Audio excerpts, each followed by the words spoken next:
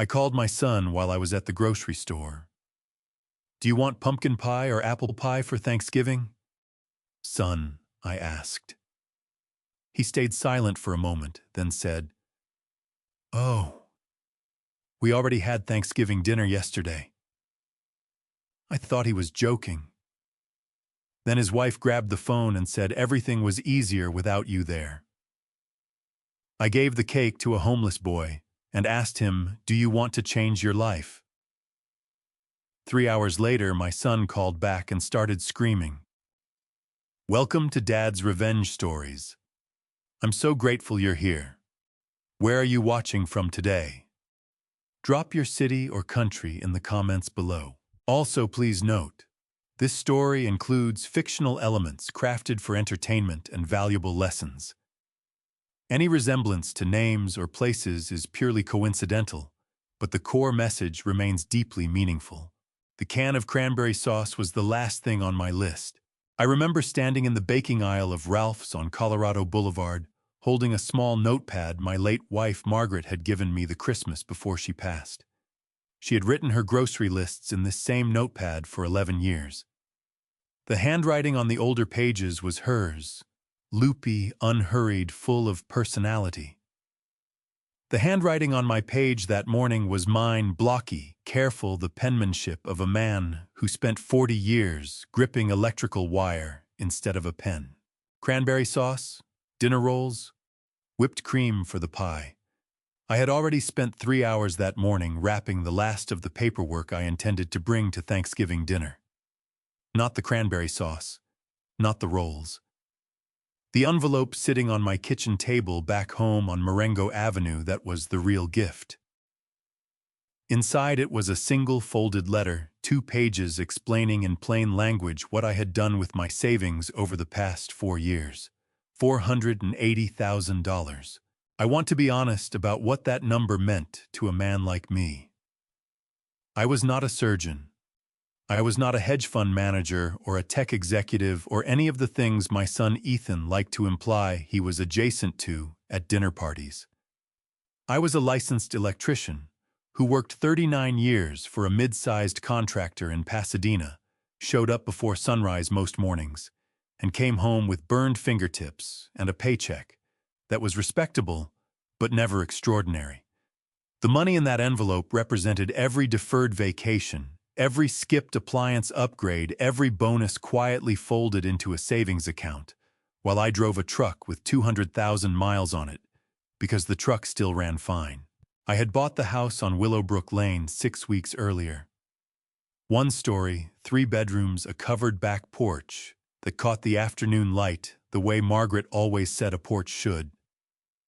I had walked through it twice with Ethan and his wife Lauren in September. Lauren had said the kitchen backsplash was dated. Ethan had measured the garage with his phone and announced it was big enough for both cars. Neither of them had asked me a single question about how I had managed to buy it outright. I had not minded. Watching them move through the rooms had felt like enough. I put the cranberry sauce in my cart and checked the time. 11:47, dinner was at 2. I had plenty of time to finish shopping, go home, change my shirt, and drive the 18 minutes to Ethan and Lauren's place on Sycamore Drive. I pulled out my phone to call ahead, the way Margaret had always insisted on doing before showing up anywhere, because she said it was the difference between a guest and an intrusion. I called Ethan at 11:47 with the phone wedged against my shoulder and 2 desserts in my hands. Hey son, I said. Pumpkin pie or apple pie, which one should I bring for Thanksgiving? The silence that followed was long enough for me to look at the phone screen and make sure the call had not dropped. Then he spoke. There was a pause. I heard Lauren's voice somewhere behind him, low and quick, the way she spoke when she did not want to be quoted. Dad. Ethan's voice shifted. Not softer, flatter. We did dinner last night. For a moment, my brain treated the sentence like nonsense. I almost laughed. I thought he was joking that maybe Lauren's family had stopped by early and they had opened a few things and the real dinner was still tomorrow. What do you mean? I asked. Everyone came over. He said it the way you might explain a scheduling change to a cable company. Informational. He said it the way you might explain a scheduling change to a cable company. Information. Unattached. It just worked out better for Lauren's family to come Wednesday, so we moved it. My chest tightened the way it had the one time I grabbed a live wire without checking the breaker first. A single full-body recognition that something had gone wrong before my brain had finished processing what. You moved Thanksgiving, I said. It's not a big deal, Dad. It's just a date. Ethan. I kept my voice even. You didn't call me? Another pause. Lauren's voice again sharper this time, still too low to make out the words.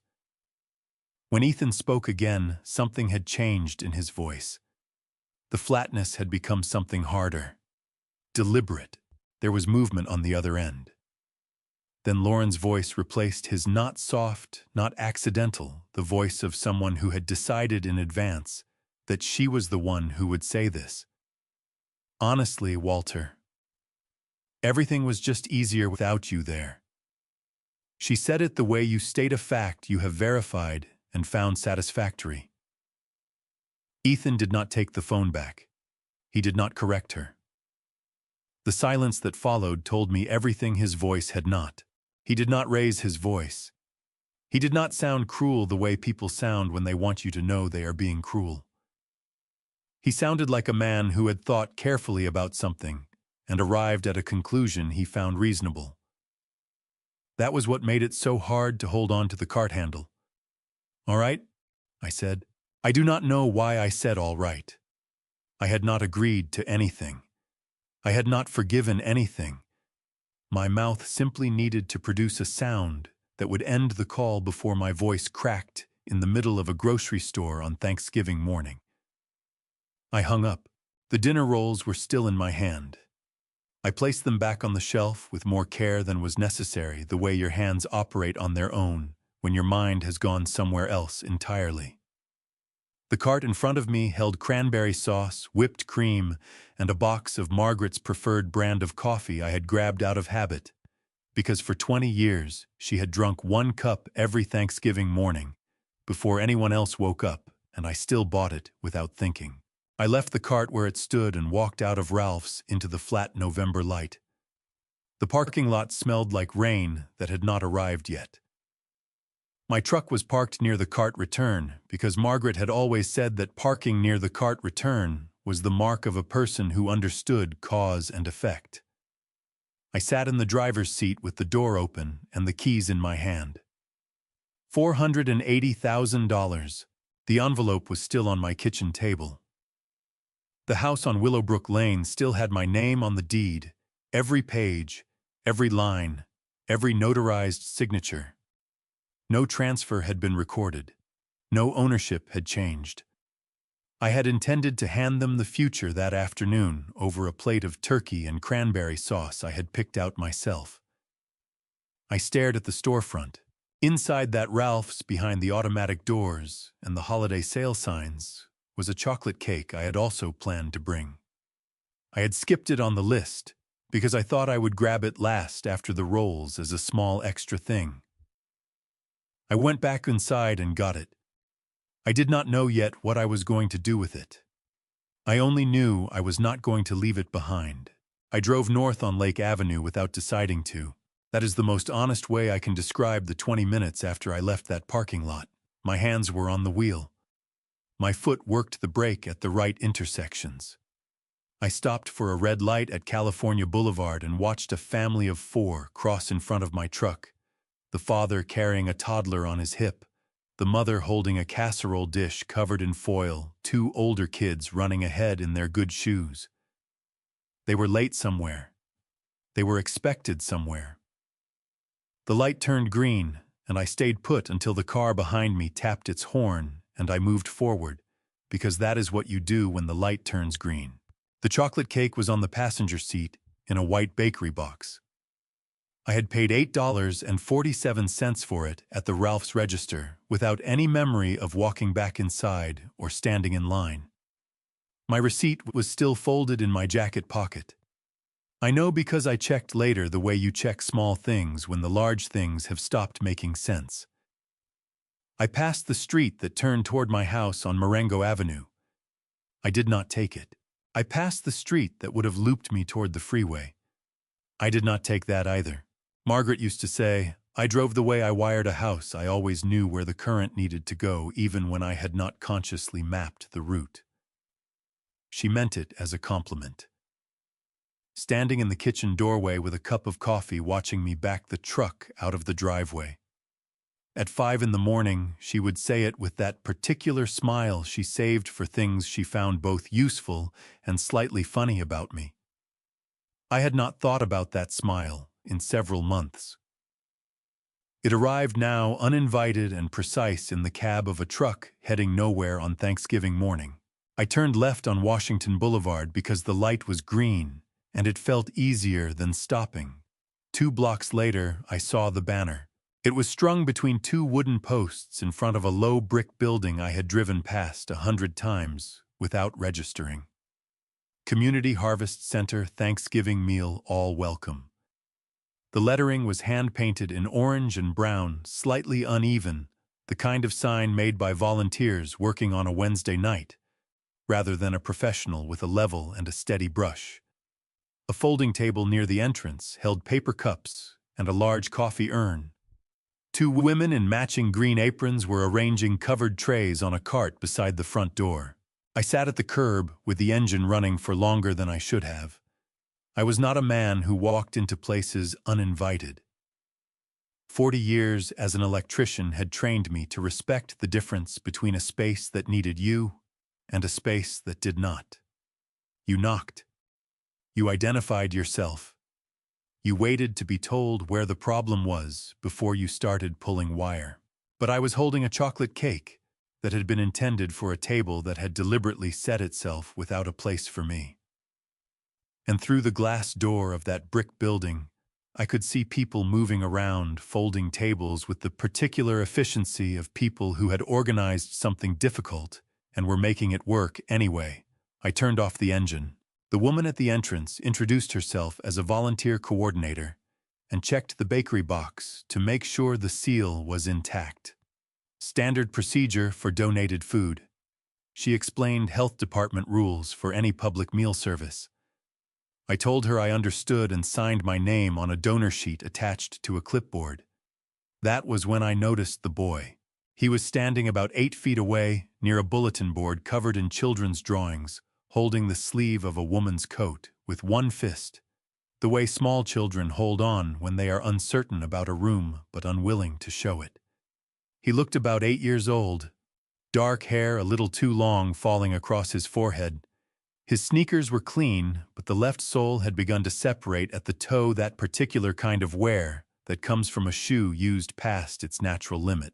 He was not looking at me. He was looking at the bakery box in the volunteer's hands. His face did something I had not expected. It did not go greedy the way children's faces sometimes go when sweets appear. It went careful, measuring. The way a person looks at something they want very badly but have learned not to reach for without permission. The woman beside him noticed me noticing. She stepped forward and extended her hand. Her grip was firm, the practiced handshake of someone who had spent decades introducing herself in professional settings. "Diana Mercer," she said. "And this is my grandson Noah." She was in her early 70s, I guessed. Neatly dressed in a wool cardigan over a collared shirt, her silver hair pulled back in a way that had probably looked the same for 30 years. There was an exhaustion behind her eyes that had nothing to do with lack of sleep. The specific fatigue of someone who had been solving a problem for too long and had simply become better at not showing it. Noah looked up from the bakery box long enough to study my face with the seriousness that 8-year-old boys reserve for adults they have not yet decided about. "Is that cake?" he asked. "Chocolate," I said. "From the bakery on Colorado." He looked at the box again. His hand tightened slightly on his grandmother's coat sleeve. "Is it really for everybody here?" he asked. The question was so quiet and so careful that I had to lean forward slightly to make sure I had heard it correctly. He was not asking if he could have some. He was asking whether the premise of generosity itself was real, whether a cake that appeared on Thanksgiving morning in a community center actually meant what it appeared to mean, or whether there was a condition attached that would make sense of his grandmother's exhaustion and the temporary quality of everything around them. Diana touched the top of his head gently. "Noah," she said, with the patient firmness of a woman who had said his name that particular way 10,000 times. "No, it's a fair question," I said. I looked at the boy. His left sneaker sole had separated another millimeter when he shifted his weight. "It's for everyone in this room," I told him, "including you. No conditions." Noah's face opened into something so unguarded that it hit me in the sternum like a physical thing. Not excitement relief. Pure, uncomplicated relief, the kind that only appears on a face that has been braced against disappointment for long enough that ordinary kindness has started to feel like a risk. I looked at Diana, then at Noah, who had drifted back toward the bulletin board and was pressing a paper snowflake against the wall with both palms. Noah handed the box back to the volunteer, who carried it toward the tables. He watched it go, then looked up at me. "Is there more?" he asked. "Not today," I said.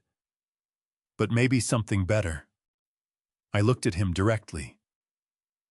"Do you want to change your life, son?" He blinked.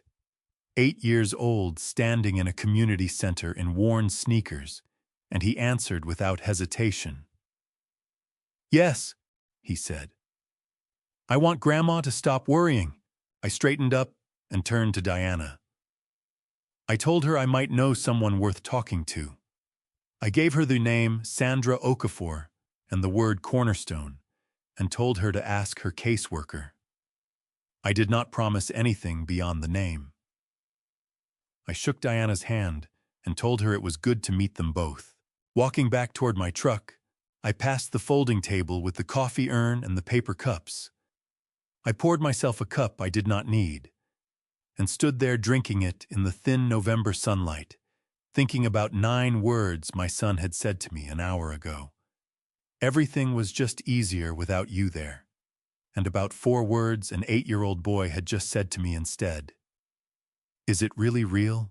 My phone buzzed in my jacket pocket. I looked at the screen. Ethan. I pressed the side button and put it face down on the folding table. The coffee was too hot and tasted like it had been sitting since morning, which it probably had.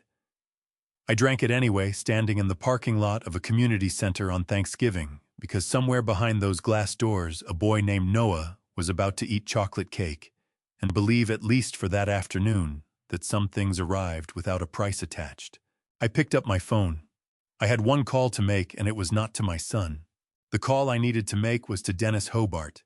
Dennis had been my attorney for 11 years, since the week after Margaret was diagnosed, and I realized I needed someone who understood California property law well enough to make sure that whatever happened next, the things we had built together would go where we intended.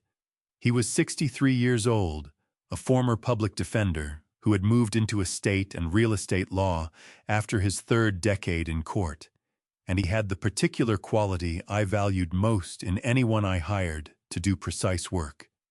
He said exactly what he meant and nothing more. His office was closed for Thanksgiving. I knew that before I dialed. I called anyway and left a voicemail that I kept to 4 sentences because Dennis had once told me that any legal instruction longer than 4 sentences was a man preparing his own misunderstanding. I said, "My name is Walter Callum. I am instructing you to halt all steps related to the property transfer of the Willowbrook Lane house effective immediately." No deed delivery, no closing documents, no further action of any kind until I contact you directly. I will follow up in writing within the hour. In California, a property transfer is not complete until a grant deed has been signed, notarized, and recorded with the Los Angeles County Recorder's Office. I had signed nothing. I had notarized nothing. The house on Willowbrook Lane was mine in every legal sense. Every assessment, every tax record, every title document bore my name exclusively. What Ethan and Lauren believed they owned existed entirely inside their own expectations. The law had never confirmed it. I sat in my truck outside the Community Harvest Center and typed a follow-up email to Dennis's office address, copying his paralegal whose name I had in my contacts from the last time we had updated my will. I stated the same 4 instructions in writing and added one line. Please log the time of this correspondence as evidence of my intent. Then I put my phone in my jacket pocket, started the truck, and drove home. The envelope was still on my kitchen table where I had left it that morning. I stood in the doorway of the kitchen for a long moment looking at it. It was a standard white business envelope, the kind sold in a box of 50 at any office supply store. I had written Ethan and Lauren on the front in my block handwriting. Inside were 2 pages explaining the gift, the purchase price, the address, the timeline I had planned for the formal transfer. The reason I had chosen that particular house on that particular street. I had written a paragraph near the end about Margaret, about how she had once described the kind of house she hoped they would all grow old near. Close enough to visit without it being an obligation, far enough to be a choice. I had found Willowbrook Lane because of that paragraph. I had driven past it 17 times before I made an offer because I wanted to be certain it was the right street. I picked up the envelope and put it in the kitchen drawer next to the measuring tape and the takeout menus. Then I put the kettle on because my hands needed something to do. My phone rang at 2:14 in the afternoon. Ethan's name filled the screen. I let it ring twice before I answered. He was already shouting when the call connected, not the climbing architecture-losing shout of a man running out of patience, but the immediate full-volume shout of a man who had been holding something back for 3 hours and had stopped seeing any reason to continue. "What did you do?" His voice hit the cab of my truck like something with physical weight. "I just got off the phone with Dennis Hobart's office. What did you do, Dad?" "His paralegal," I said. "Dennis is with his family." "What did you do?" "I instructed him to stop the property transfer," I said. "Nothing about the house has been recorded or signed. I exercised my right as the owner of the record to halt the process."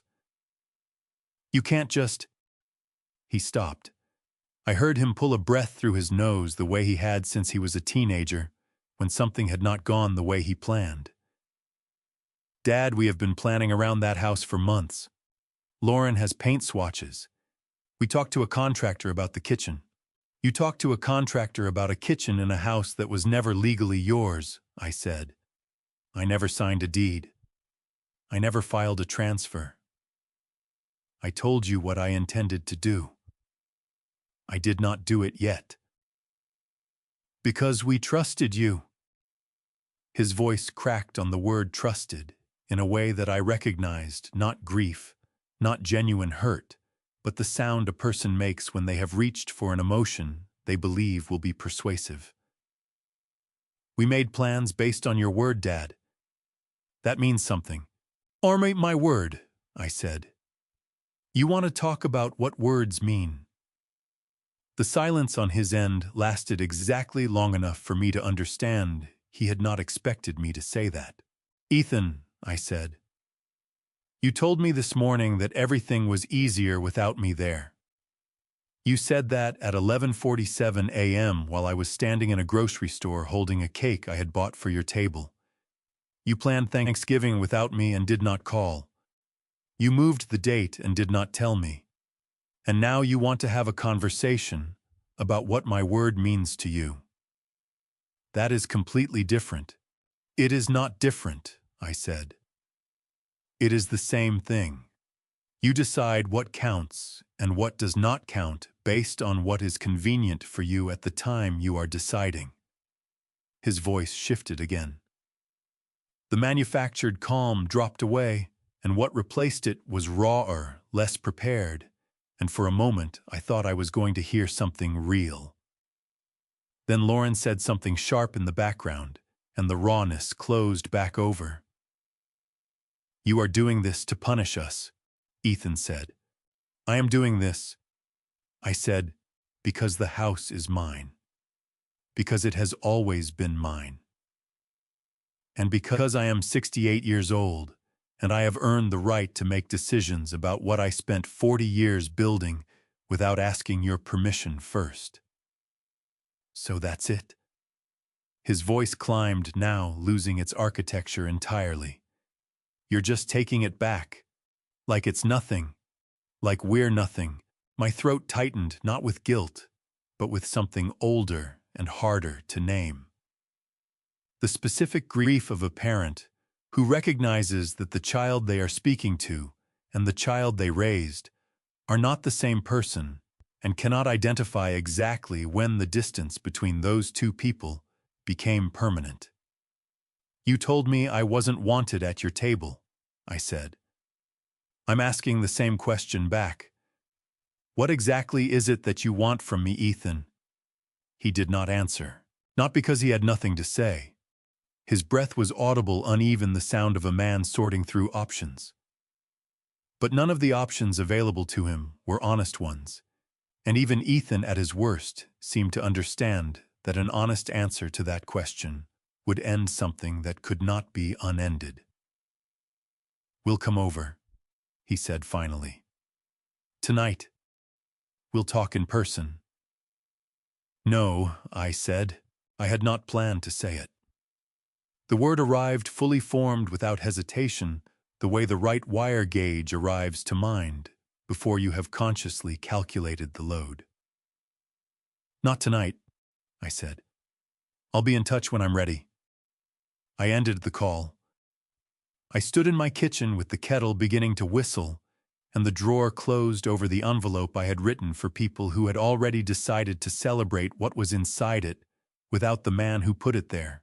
Ray Kowalski showed up at my door at 4:30 with a foil-covered plate and the expression of a man who already knew more than he was going to say right away. That was Ray's way.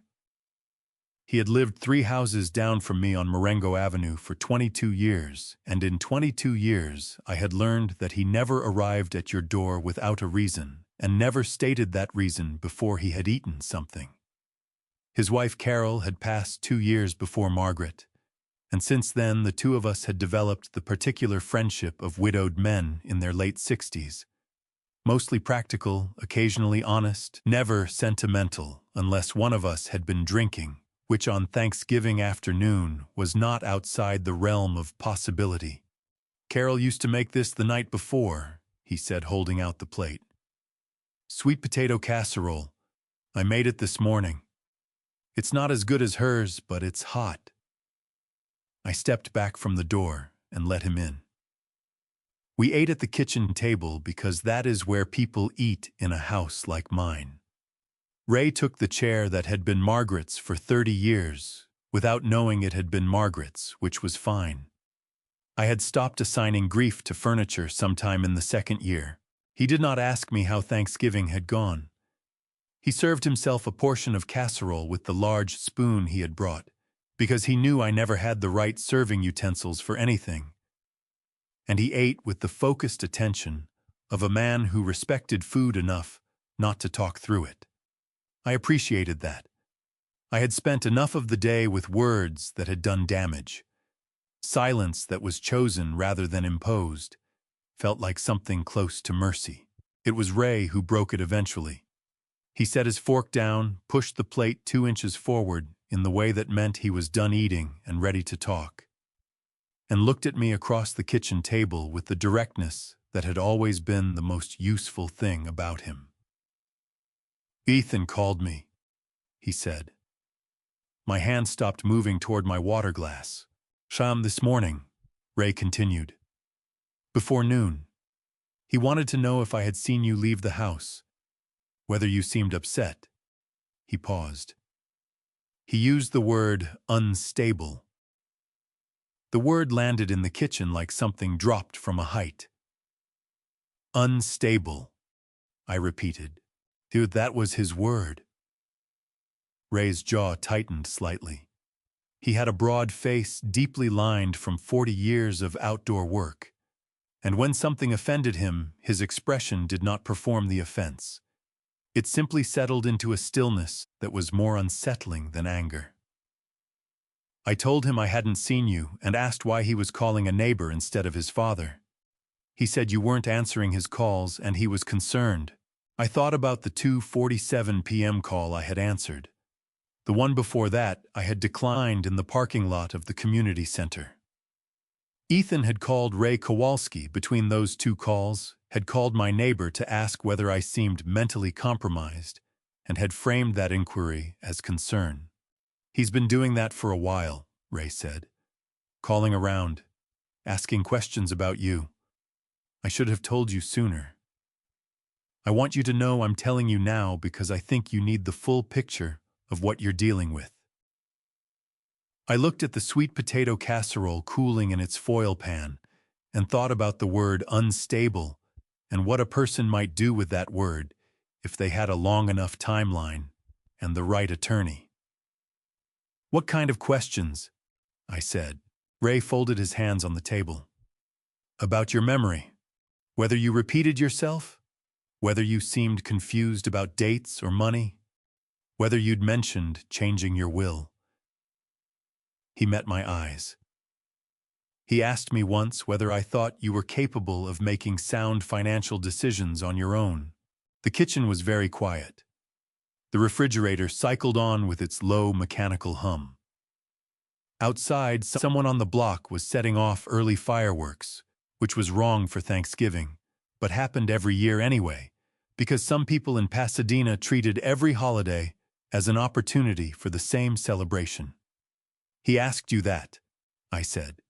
About 8 months ago, Ray said. I told him you were the sharpest man on the block, and that if he was worried about your finances, he should try paying for something himself for once. He said it without heat, the way you state a fact you have held for a long time. Walter, I've watched that boy operate for 20 years.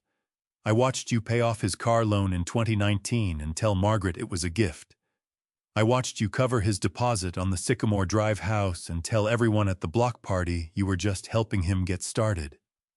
I watched him stand in your driveway last Easter and complain that your truck was an embarrassment to park next to his car.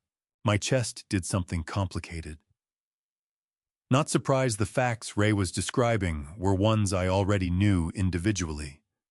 What I had not done was hear them assembled by someone else in sequence one after another without pause, the way you see a wiring diagram whole instead of wire by wire, and suddenly understand why the circuit has been failing for years. He told Lauren's family you bought the Willowbrook house as an investment, Ray said. That you were putting it in his name for tax purposes. That's how he explained it to them at their Easter dinner. Ray's eyes did not leave my face. I heard that from Carol Pemberton 2 doors down. Lauren's mother called her because they're in the same garden club. Lauren's family thinks you set this whole thing up as a financial arrangement, not a gift. An arrangement that benefits you. I pushed my chair back from the table slowly, the way you move.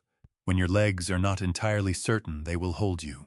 For 4 years, I had saved and deferred and driven a truck with a failing air conditioner through 3 Pasadena summers because I wanted to give my son something permanent. I had imagined his face when I handed him the envelope. I had imagined him calling his mother's name the way he used to when he was small, and something good had happened, that particular shout, half announcement and half gratitude, that Margaret had loved more than almost any sound he made. He told people it was a tax arrangement, I said.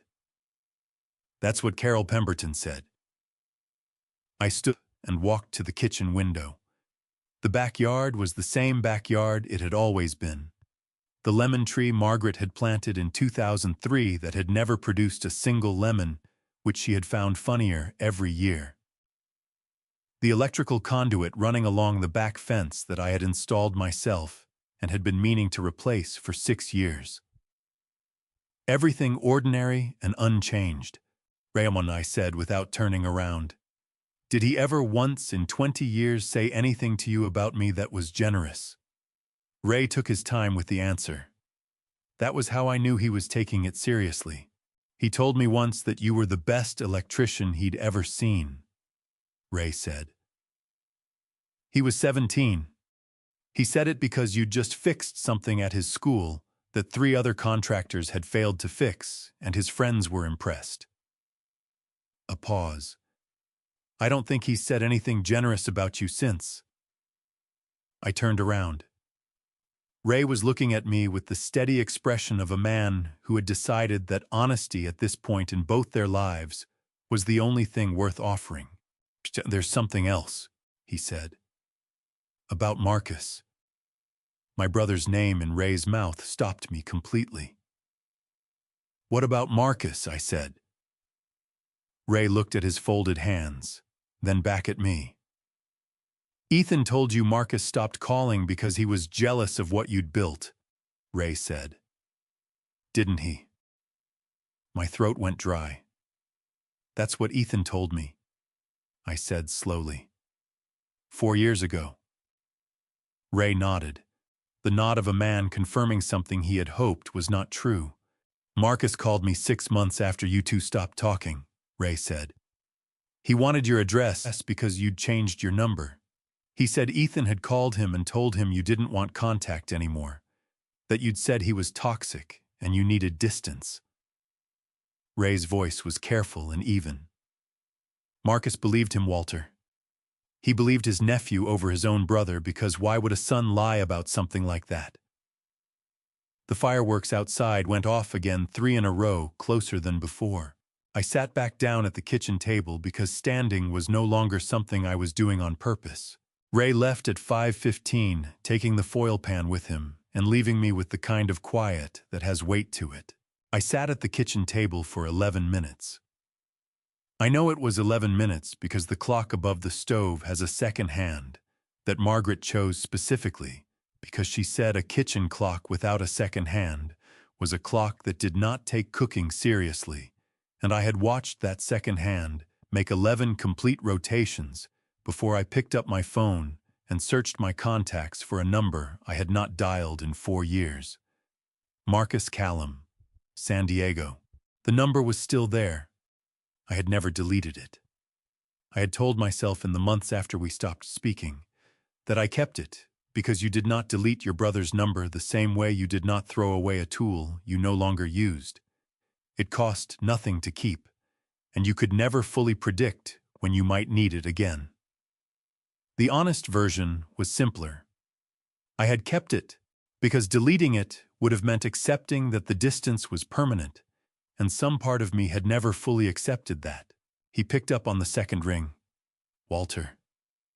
His voice was the same, deeper than mine, slower, with the particular unhurried quality of a man who had spent 30 years in San Diego and absorbed its pace into his bones. For a moment I could not speak, because his voice sounded so exactly like itself, and I had not heard it in 4 years, and I had not understood until this moment how much of my own history lived inside the sound of my brother's voice.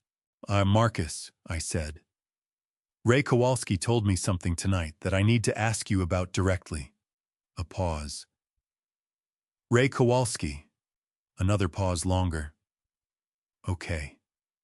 Ask. Did Ethan call you 4 years ago and tell you I said I didn't want contact with you anymore? The silence that followed was not the silence of a man deciding whether to answer. It was the silence of a man understanding in real time the shape of something he had been living inside without knowing its name. He told me you said I was toxic, Marcus said. His voice was careful in the way voices get when they are managing something large. that you needed distance, that Margaret's death had made you reassess certain relationships, and you had decided mine was one that wasn't healthy for you. He stopped. He called me from your number, Walter. Your cell number.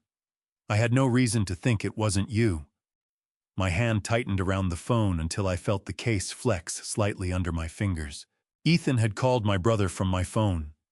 He had waited until I was out of the house. I could not reconstruct exactly when, but there had been periods in those first months after Margaret died when Ethan had been at the house, frequently helping with paperwork, sitting with me in the evenings, picking up prescriptions.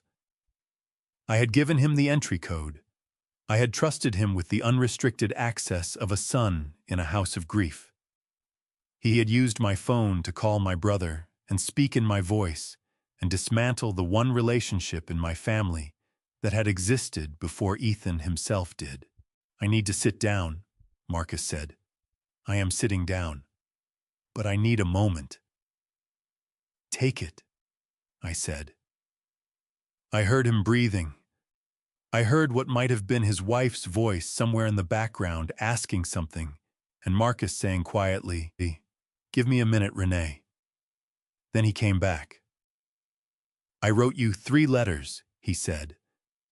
Paper letters because I thought maybe you'd blocked my number. I sent them to Marengo Avenue. I never received them, I said. No, Marcus said. I don't suppose you did. We were both quiet with that for a moment. Ethan had been coming to the house regularly in those months.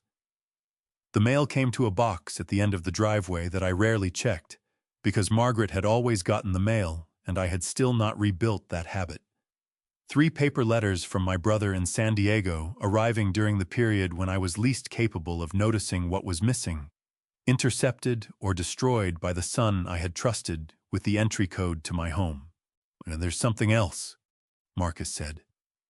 Something I didn't fully understand at the time, but I think I understand now. He cleared his throat. About 8 months ago, Ethan called me again. Different tone, friendly, checking in. He asked about you. How I thought you were doing.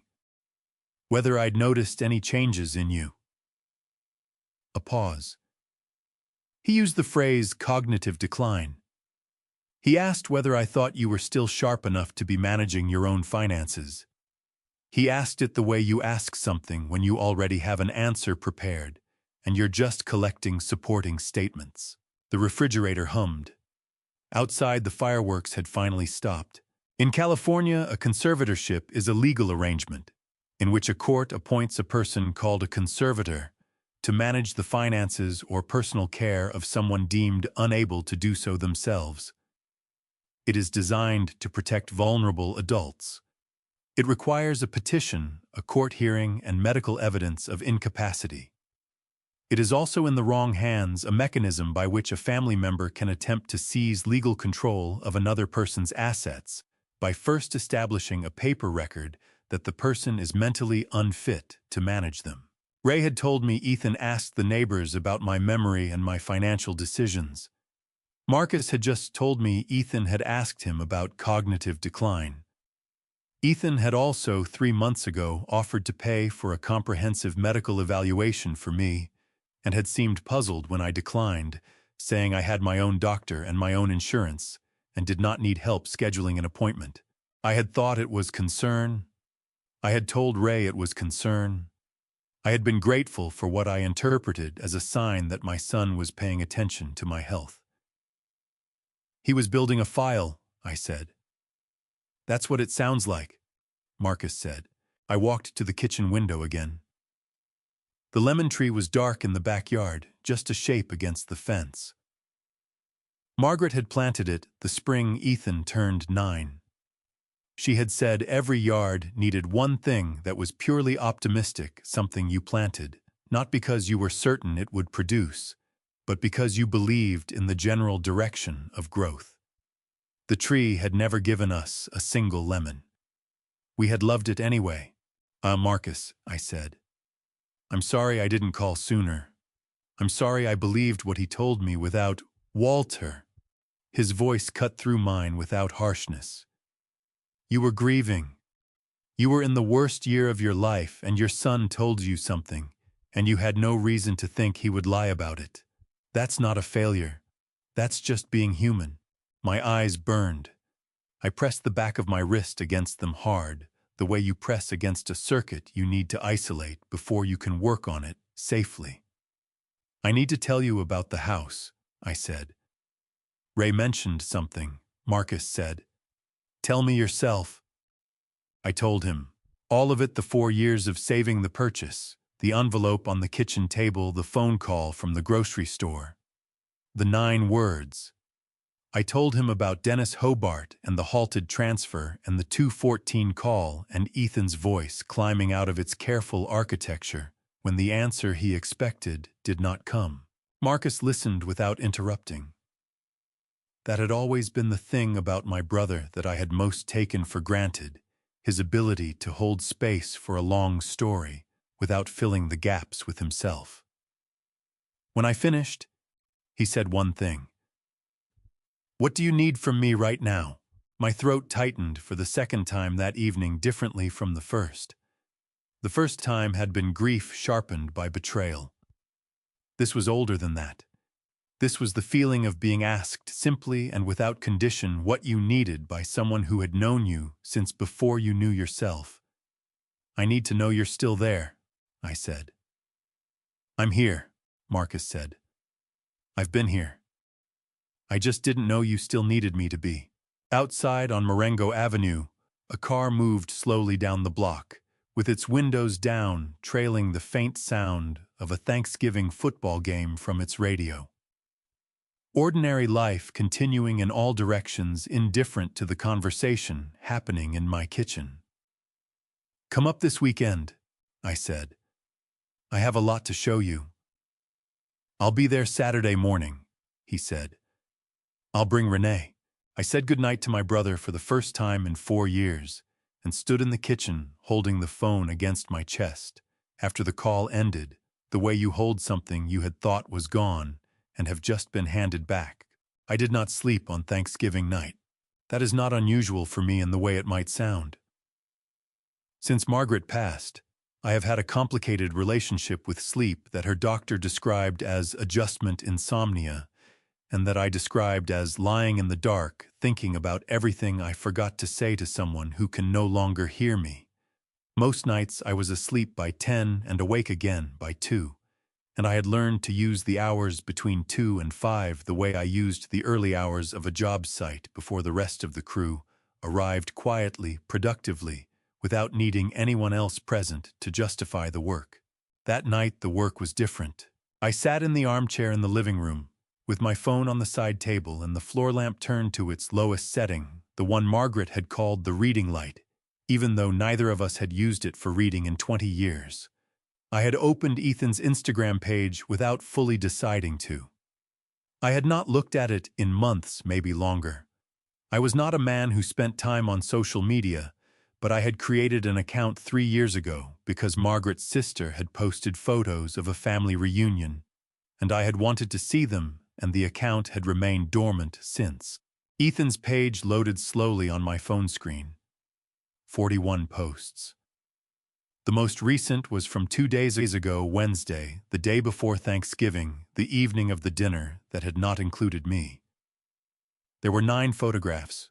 I enlarged the first one with my thumb and forefinger, the way Noah had enlarged that second, at his age when he encountered something he needed to see more clearly. The photo showed the dining room of the Sycamore Drive house, the table extended with the extra leaf Ethan had bought the previous spring, set with Lauren's good dishes, candles burning, the kind of careful arrangement that takes an hour and is meant to look effortless. Around the table were 11 people. Lauren's parents, her sister and brother-in-law. 3 couples I recognized as Ethan's friends from the neighborhood. An older woman I did not know who was laughing at something outside the frame. I looked at every face in that photograph twice. My name was in the caption, grateful for the people who fill our table and our lives. So much to look forward to in the year ahead. The next photo was a close-up of Lauren's centerpiece, dried wheat stalks, and small orange gourds arranged in a wooden bowl that I recognized because I had made that bowl in 1987 in a woodworking class Margaret had signed us up for when Ethan was 2 years old. She had said every house needed something handmade in it. I had given the bowl to Ethan when he moved into the Sycamore Drive house because he had always liked it, and because I had more things than I needed, and he was just starting out. My handmade bowl was in the center of the table at a Thanksgiving dinner I had not been invited to. It was in the background of 5 of the 9 photographs. The 7th photograph was the one that stopped my breathing for a full 3 seconds. It showed Ethan standing in the living room with his arm around Lauren, both of them smiling directly at the camera, the Willowbrook Lane listing brochure visible on the coffee table behind them. The brochure the real estate agent had given us during our first walkthrough. The one with the address and the listing price printed in large font on the front page. Someone had taken the photo with the brochure deliberately positioned. Ethan was not looking at the brochure. He did not need to. The brochure was there to be seen by whoever was looking at the photograph. I put my phone face down on the side table and pressed my palms against my thighs and stared at the dark window across the room. The next morning, I drove to the Sycamore Drive house. I had 2 boxes of my own tools in Ethan's garage, a voltage tester and a set of Klein screwdrivers I had lent him 18 months ago when he was installing ceiling fans, and had called me because he did not own a single piece of electrical equipment, despite having grown up watching me use it. I had told him I would pick them up eventually. Eventually had become a year and a half. I rang the doorbell. Lauren answered. She was dressed already, which surprised me. It was 9:15 on the Friday after Thanksgiving, and I had half expected neither of them to be conscious. She wore the particular expression she used when she was recalibrating quickly, the expression that preceded her being gracious in a situation she had not prepared for. "Walter?" She said my name with the bright surprise of someone who has been expecting a call and received a knock instead. "We weren't expecting you. I came for my tools," I said. "The Klein set and the voltage tester. They're in the garage." She opened the door wider, and I stepped into the entry hall. The house smelled like coffee and the specific warm vanilla scent Lauren diffused through the rooms on weekends. The living room was visible from where I stood, and I could see the coffee table. The listing brochure was gone, which told me it had been a prop and props got cleared after the performance. Lauren led me through to the garage. I found my toolbox on the shelf where I had left it, exactly where I always left tools at a job I intended to return to. I lifted it down and checked the contents: voltage tester present, Klein set. Present the small roll of electrical tape I had forgotten I left there. I was turning to leave when I saw the hallway. The wall between the garage door and the kitchen had always held 3 framed photographs since Ethan and Lauren moved in. I had noticed them without examining them on previous visits. Now, for a reason I could not have articulated precisely, I stopped and looked. The first frame held a wedding photo, Ethan and Lauren at the altar, both of them bright with the particular joy of people who believe the hardest part is now over. The second frame held a photo from Lauren's parents' anniversary dinner, the whole Hartwell family arranged on a restaurant patio. The third frame, the one closest to the kitchen door, the one I was most familiar with because I had the same photograph in a different frame on my own bookshelf, had been the photo from Ethan's college graduation. He was in his cap and gown, and I was standing next to him with my arm around his shoulder and my face doing something I rarely allowed my face to do in photographs. That frame now held a different photograph. Lauren's family at what appeared to be a lake house summer light, everyone squinting pleasantly into the sun. My graduation photograph with my son had been removed from his wall and replaced with a picture of people I had met twice. I stood in that hallway with my toolbox in my hand and understood something that no conversation, no phone call, no Instagram post had made as clear as this one small rectangle of empty space where my face used to be. Ethan had not excluded me from Thanksgiving because of a scheduling conflict, or a difficult season, or a temporary frustration with my behavior. He had been removing me systematically and incrementally from the architecture of his life for long enough that a blank space on a wall looked like an improvement. Lauren appeared in the kitchen doorway. "Did you find everything?" she asked. I looked at the wall. I looked at her. She followed my eyes to the empty space where the graduation photograph had been, and something moved across her face, not guilt exactly, more like the expression of someone who has been caught doing something they had decided in advance was justified. "It needed updating," she said. "Of course," I said. I carried my toolbox out through the garage and put it in the back of my truck and sat behind the wheel in the Sycamore Drive driveway for a long moment.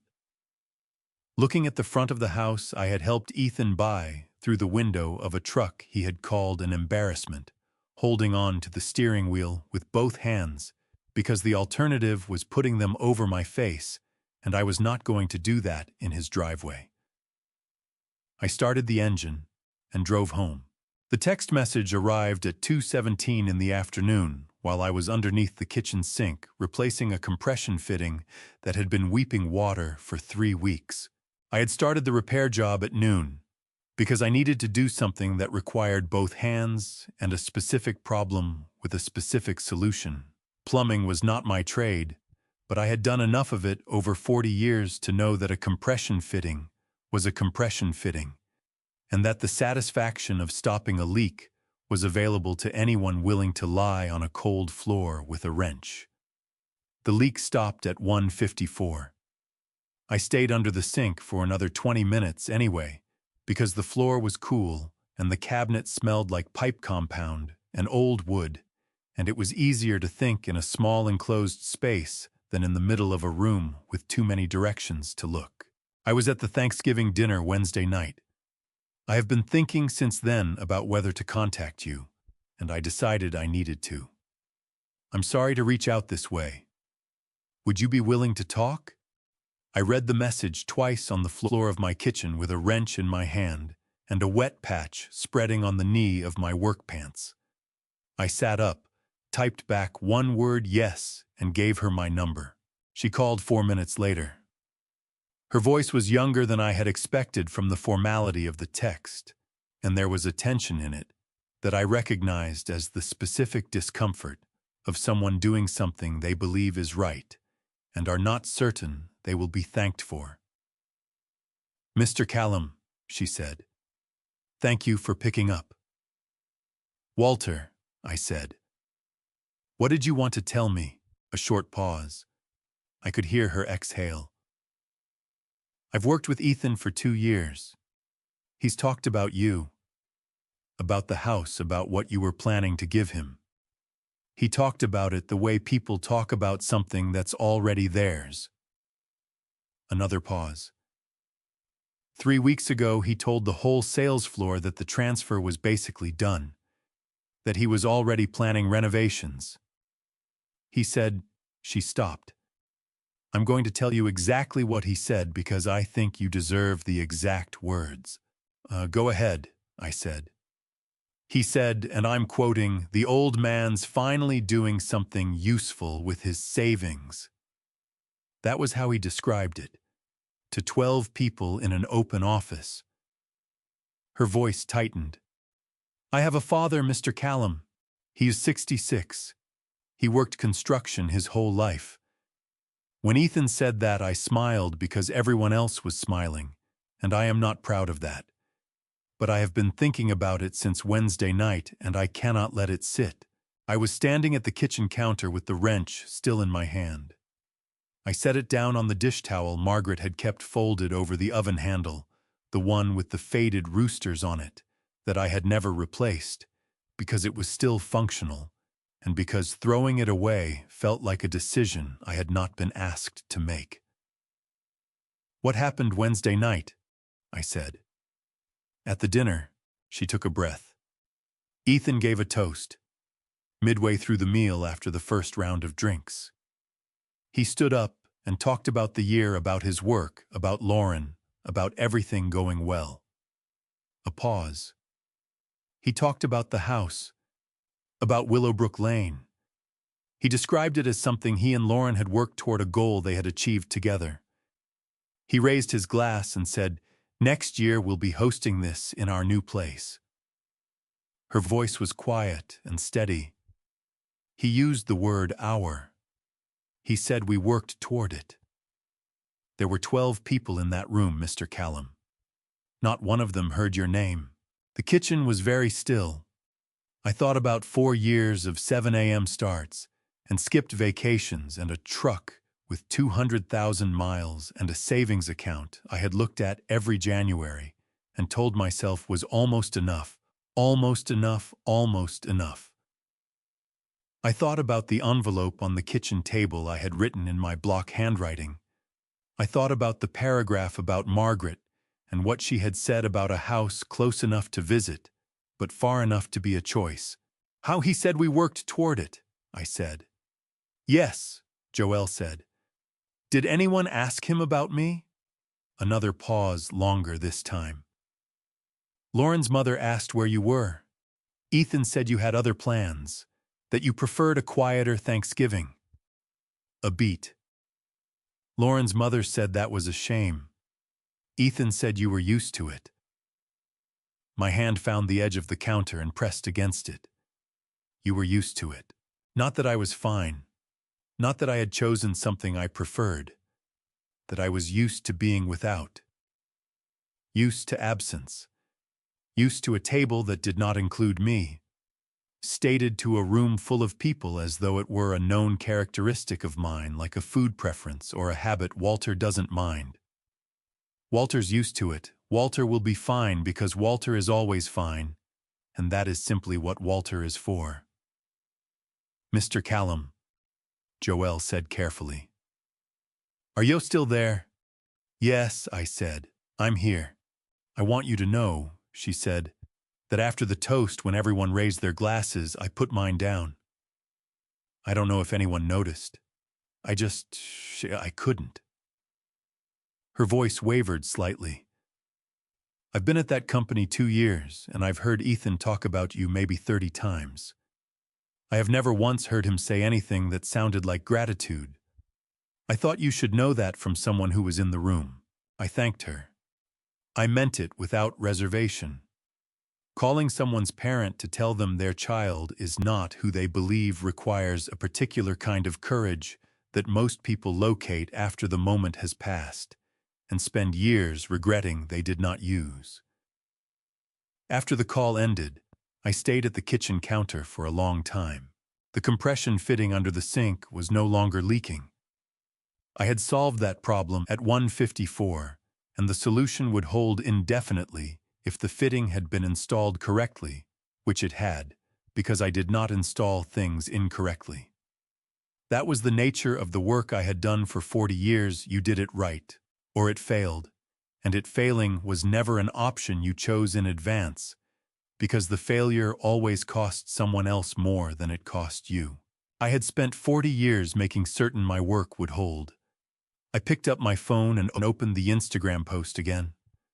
The one with 11 people around the table and the wooden bowl I had made with my own hands in 1987, and the listing brochure positioned like a prop, and the caption that read so much to look forward to in the year ahead. I looked at the timestamp. Wednesday, 8:47 p.m. At 8:47 p.m. on Wednesday, I had been in this kitchen eating leftover soup from a can and watching the news and thinking about which tie to wear to Thanksgiving dinner the next day, because Margaret had always said you did not show up to someone's table without making an effort, and I had still not stopped listening to her. At 8:47 p.m. my son had been standing in his dining room, raising a glass to a house he did not own. Describing to 12 people work he had not done, receiving congratulations for a future that existed entirely because of a man he had described to his co-workers as finally doing something useful. I closed the app. I opened my contacts and scrolled to Dennis Hobart's number. It was Friday afternoon. His office would be open. I had additional instructions to give him beyond halting the transfer. What came next required a different kind of conversation, not about stopping something, but about building something new from the same materials in a different direction entirely. I pressed the call. Dennis picked up on the first ring. "Walter," he said, "I was expecting to hear from you." "I have some questions," I said, "about what it would take to put a property into a long-term use agreement with a nonprofit housing organization." A brief pause. Then, "That's a different conversation than I was expecting. I like it better." I heard him pull out a chair. "Tell me what you're thinking. If you are listening to this story from the Dad's Revenge Stories channel, leave a comment with the number 1 so I know you are still here and following Walter's journey. Because what I discover next about the things Ethan said behind my back will change everything. And please note, the story that follows contains some fictional elements and may not be completely true in real life. If you do not want to listen to stories like this, you can turn off the video right here. Marcus arrived at 9:40 Saturday morning in a gray Subaru I did not recognize, which meant he had bought a new car sometime in the 4 years we had not spoken. And that small fact hit me in a way I had not anticipated, the accumulation of ordinary life events I had missed. Because my son had decided my brother and I were more useful to him separated than together. He was thinner than I remembered. His hair had gone fully white, which mine had not yet done, and he moved with the careful deliberateness of a man whose left knee had been repaired twice, and who had learned to negotiate stairs without broadcasting the effort. Renee was beside him, 68 years old, a retired school librarian with silver reading glasses pushed up on her head, and the particular warmth of a woman who had spent 30 years making children feel welcome in a room full of books. She hugged me at the door before Marcus did, which was exactly right and exactly like her. We sat in the kitchen because that was where everything real happened in my house.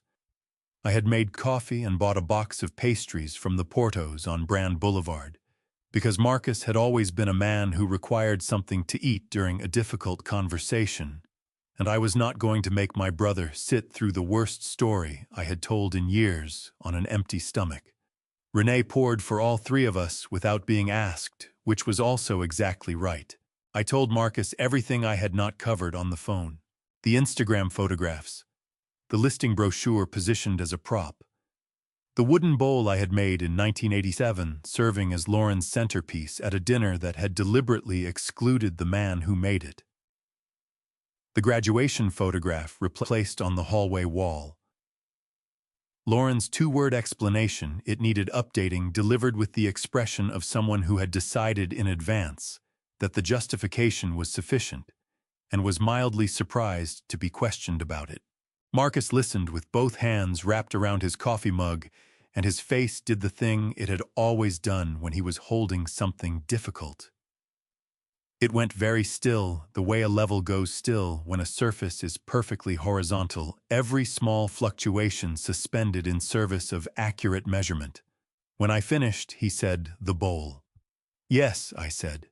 The bowl Mom watched you make." His jaw worked briefly. "She drove you to that class every Tuesday night for 6 weeks because you didn't have a car yet, and Dad needed the truck." "I know," I said. "And it's in Lauren's centerpiece." "In the photograph," I said. "In 9 photographs." Marcus set his mug down with a precision that suggested he was managing the force behind the movement. Renee put her hand over his on the table, not to stop him from anything, but because that is what you do when the person beside you is carrying something you cannot carry for them. We were still at the kitchen table at noon when the doorbell rang. I knew before I opened the door. I do not know how I knew, perhaps the quality of the ring itself, that particular 2-note sequence pressed with the deliberate patience of someone who has rehearsed their arrival rather than simply arriving. Perhaps it was that Ethan knew Marcus was coming, because Ray Kowalski's driveway was visible from the street, and a gray Subaru with San Diego plates was not an ordinary Saturday morning occurrence on Marengo Avenue. Ethan stood on my front porch with a brown paper bag from Trader Joe's and the expression of a man who had decided that arriving with food was the same as arriving with goodwill.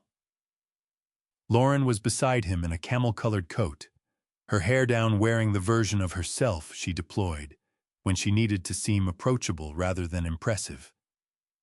She was holding a small wrapped package with a ribbon on it. A ribbon. Shaktija, Dad, Ethan said.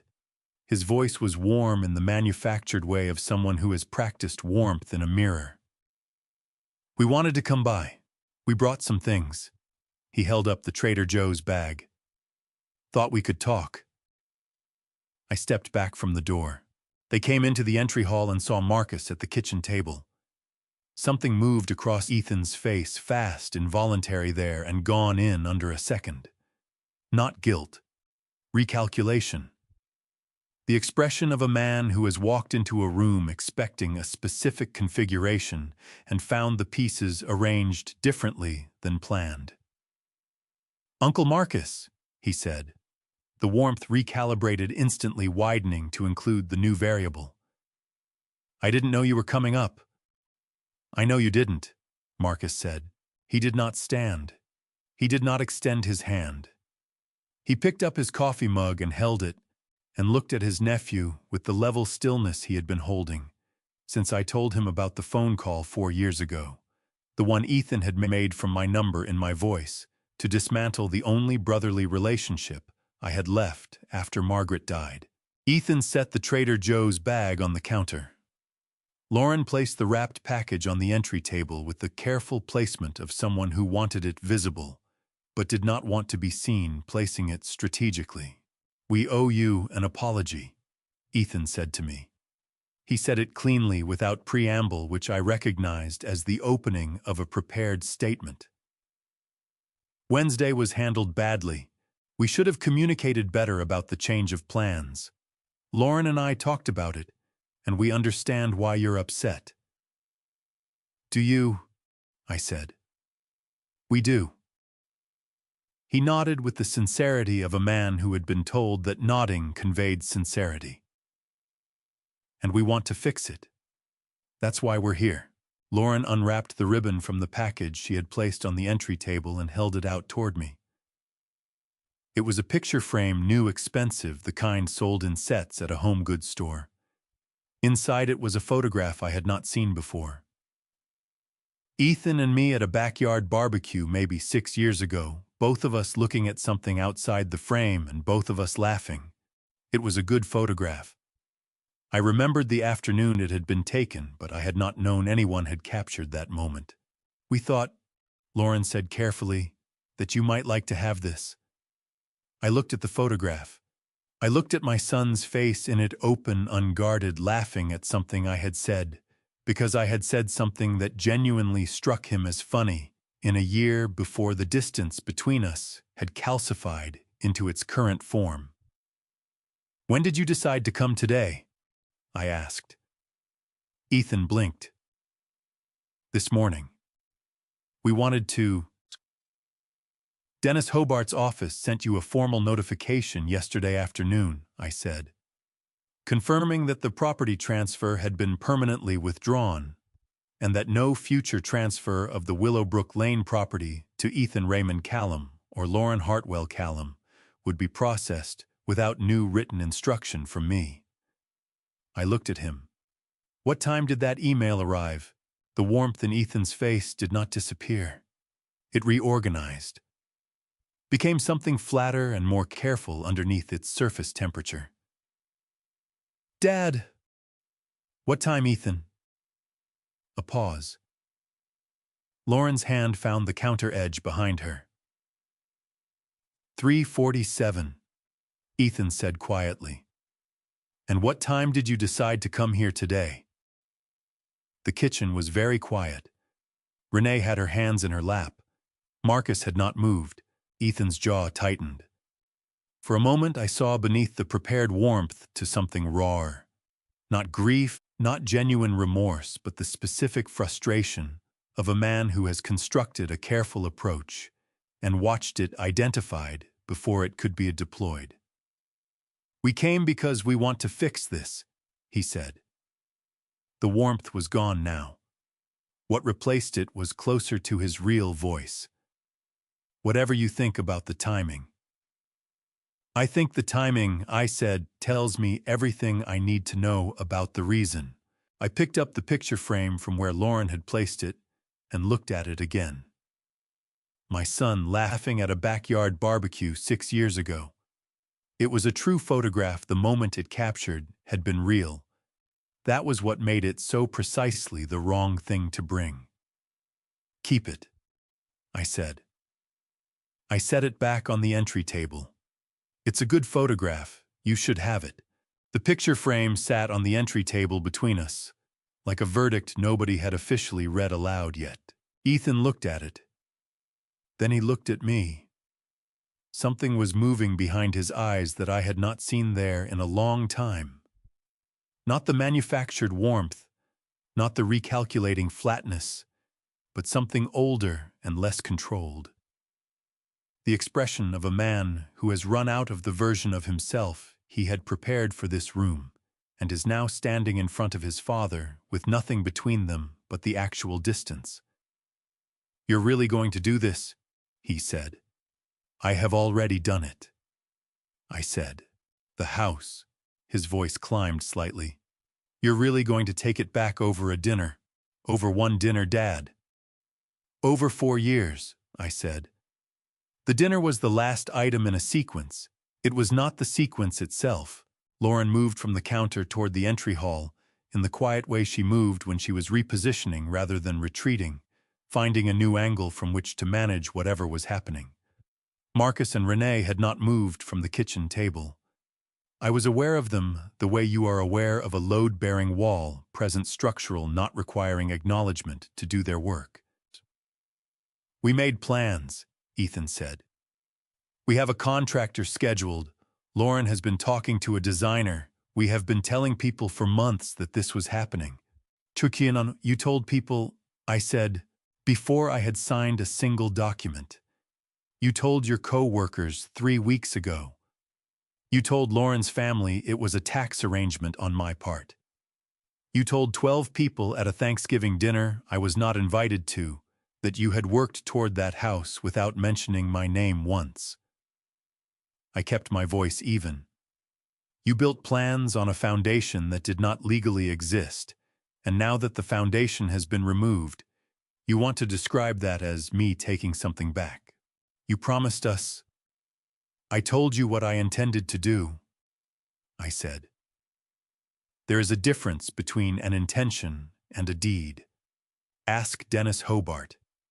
He will explain it in whatever detail you need." Ethan's hands went to his hips. It was a gesture I recognized from when he was 15 and had been caught in something. He could not talk his way out of the physical posture of a person who has run out of language and is falling back on the architecture of his body to project authority he no longer felt. "You know what your problem is." His voice had a new edge, now unpolished, the tone that came out when the prepared version of a conversation had failed, and what remained was whatever had been underneath it all along. "You have always held things over us. Every single thing you've ever given has come with an invisible string. And the second we do one thing you don't like, you pull it." I looked at my son. I had known this argument was coming, the way, a weather system is coming. Not the exact hour, but the direction and the pressure and the particular quality of the air that precedes it. I had heard versions of it before in smaller rooms, about smaller things. This was the full version, the one he had been constructing for years, from the materials of every time I had said no to something he wanted, or yes to something he wanted, with conditions he found inconvenient. "Let me tell you what I have given you," I said. "Not because I want credit. Because I want you to understand what the invisible string actually looked like." He opened his mouth. I kept going. "Chana, I paid $17,000 toward your college loans in 2009 because you called me from your apartment the week after graduation, and told me you could not make rent and the minimum payment at the same time.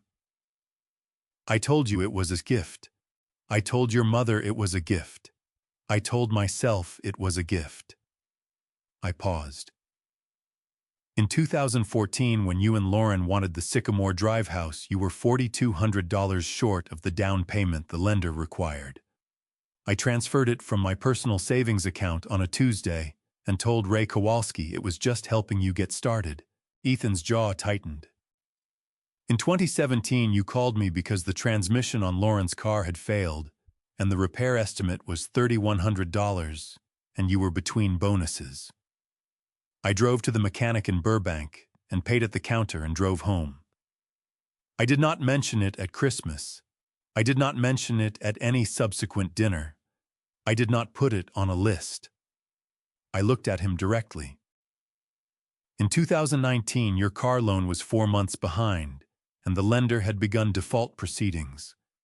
I paid the outstanding balance $8,600 and told you to set up automatic payments going forward. You told me you would. You did not. Lauren had gone very still near the entry hall. So I have paid your cell phone plan as a family line since 2011 because you asked me to add you when you lost your job that spring, and I never removed you because you never asked me to, and I never thought to bring it up. I kept my voice level and factual, the way I read electrical load calculations, not with emotion because emotion introduced error, but with precision because precision was the only thing that could not be argued with. I have repaired every appliance, every fixture, every piece of electrical work in your house at no charge, because you called, and I came because you were my son, and that is what I knew how to give you. I paused. I babysat your dog for 11 days in 2021 when you and Lauren went to Cabo. You did not ask me if I had plans. You told me the drop-off time. The kitchen was completely silent. Renee had her coffee mug halfway to her mouth and had stopped moving. I am not telling you these things, I said, because I want to be thanked for them. I am telling you because you just described what I have given you as things with invisible strings. And I want you to understand that a string requires 2 ends. One end is the giver. The other end is the person who keeps pulling without looking at what they are pulling from. Ethan's face had gone through several expressions in rapid succession and arrived at something I had not seen on him since he was very young, a kind of stripped-back uncertainty, the expression of someone who has believed a story about themselves for so long that being handed a different version of the same events produces not anger, but a specific vertigo. That is not, he started. Ethan. Marcus's voice came from the kitchen doorway. He had stood up. He was not loud. He did not need to be. Let him finish. Ethan turned toward his uncle. Whatever he saw in Marcus's face, the 4 years of absence, the phone call made from a stolen number, the letters sent to an address they never reached, closed his mouth without a word. I waited to make certain he was done. I loved your mother for 31 years, I said. I worked for 39. I saved for 4 more after that. I did not do any of those things to accumulate leverage over you. I did them because that was the shape my love took, practical, specific, showing up when something needed fixing. My voice held, though it required effort. But love is not the same as entitlement. And the fact that I gave freely does not mean that what I gave became yours to take. Lauren spoke for the first time since the entry hall. Walter, she said. Her voice was different from every version I had heard from her, smaller, less managed, the voice of someone who has just understood that the room they have been performing in has no audience left. We didn't think about it that way. I know, I said. It was the truest thing I said in that entire conversation. I believed her. Not that she was innocent, she was not, but the specific failure she and Ethan had committed was not malice in its purest form. It was the failure of people who had been handed things for so long that the hands doing the handing had stopped being visible to them. They had not seen me. They had seen what I provided. Those two things had collapsed into each other so gradually that by the time I was standing in a grocery store on Thanksgiving morning, my absence from their table had felt to them like a reasonable accommodation rather than an amputation. Ethan sat down on the bottom step of my entry hall staircase. He put his elbows on his knees and his face in his hands, and he stayed there. I did not go to him. I did not hand him anything. I stood where I was and let the room be what it was, a place where the truth had been spoken at full volume for the first time, in longer than either of us could accurately measure, and where nobody was required to make it comfortable before it had finished doing what truth does when you finally stop moving furniture in front of it. Ethan and Lauren left at 2:15 without the Trader Joe's bag. I do not know if that was intentional, or if they simply forgot it in the particular fog that follows a conversation that has gone differently than you planned. Either way, it sat on my kitchen counter for the rest of the afternoon: sourdough bread, a wedge of aged cheddar, a jar of fig, preserves, the specific items a person buys when they want to appear thoughtful without having to think too hard about the actual person they are buying for. I put the cheese in the refrigerator and left the rest on the counter because throwing it away felt wasteful, and eating it immediately felt like something I was not ready to decide about. Marcus and Renee stayed for another hour. We did not talk about Ethan. We had said what needed saying while he was in the room, and repeating it in his absence would have turned grief into gossip, which was a line Margaret had identified early in our marriage, and that I had tried to honor ever since. Instead, Marcus told me about a restaurant in San Diego he and Renee had been going to on Friday nights for 3 years, and Renee told me about a garden she had started in the backyard of their house, and I told them about the lemon tree that had never produced a lemon. And for 45 minutes, we were 3 people sitting in a kitchen, talking about ordinary things, which was its own kind of restoration. When they left, Marcus held me by both shoulders in the doorway, the way our father used to, looking at my face the way you look at something you have been separated from long enough to need to relearn its details. "Saturday after next," he said. "Come to San Diego. Stay the weekend." "I'll be there," I said. I meant it without qualification, which was a different quality of meaning than I had given to most things in the previous 48 hours. I called Sandra Okafor at 3:30. Her name had come from Dennis Hobart, who had given it to me at the end of our Friday afternoon call with the particular endorsement of a man who did not give endorsements casually. He had said Sandra ran the Pasadena office of a nonprofit called Cornerstone Housing Partners, that she had been doing transitional housing placement for 14 years, and that if I was serious about what I had described, she was the right person to talk to first, not because she would tell me what I wanted to hear, but because she would tell me what I needed to know, which was a different and more valuable thing. She picked up on the third ring with the brisk competence of someone for whom Saturday afternoons were working time by choice, rather than necessity. "Mr. Callum," she said, after I had introduced myself and mentioned Dennis. He called ahead. "I've been expecting you." "I appreciate you taking the call on a weekend," I said. "Transitional housing doesn't observe weekends," she said. Not bitterly practically, the way an electrician might say that power outages don't observe holidays. "Tell me about the property," I told her. Single-story bungalow on Willowbrook Lane in Pasadena. 3 bedrooms. Covered back porch. Recently purchased outright, no mortgage title, entirely in my name. In good structural condition, with some cosmetic updating needed. Roughly 1,800 square feet level lot, close to a bus line within the attendance boundary of 2 elementary schools. Sandra asked questions the way good diagnosticians ask questions, not to confirm what she already suspected, but to identify what she did not yet know. She asked about the age of the roof, the HVAC system, whether the electrical panel had been updated, whether there were any open permits on the property.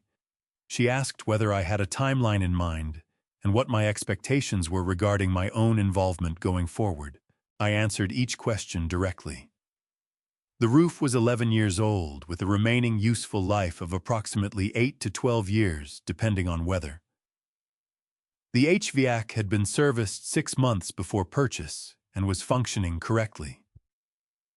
The electrical panel was a 100-amp service that I intended to upgrade to 200-amp myself before any placement, because 200-amp was the appropriate standard for a modern household, and I was not going to put a family in a house with insufficient capacity. There were no open permits.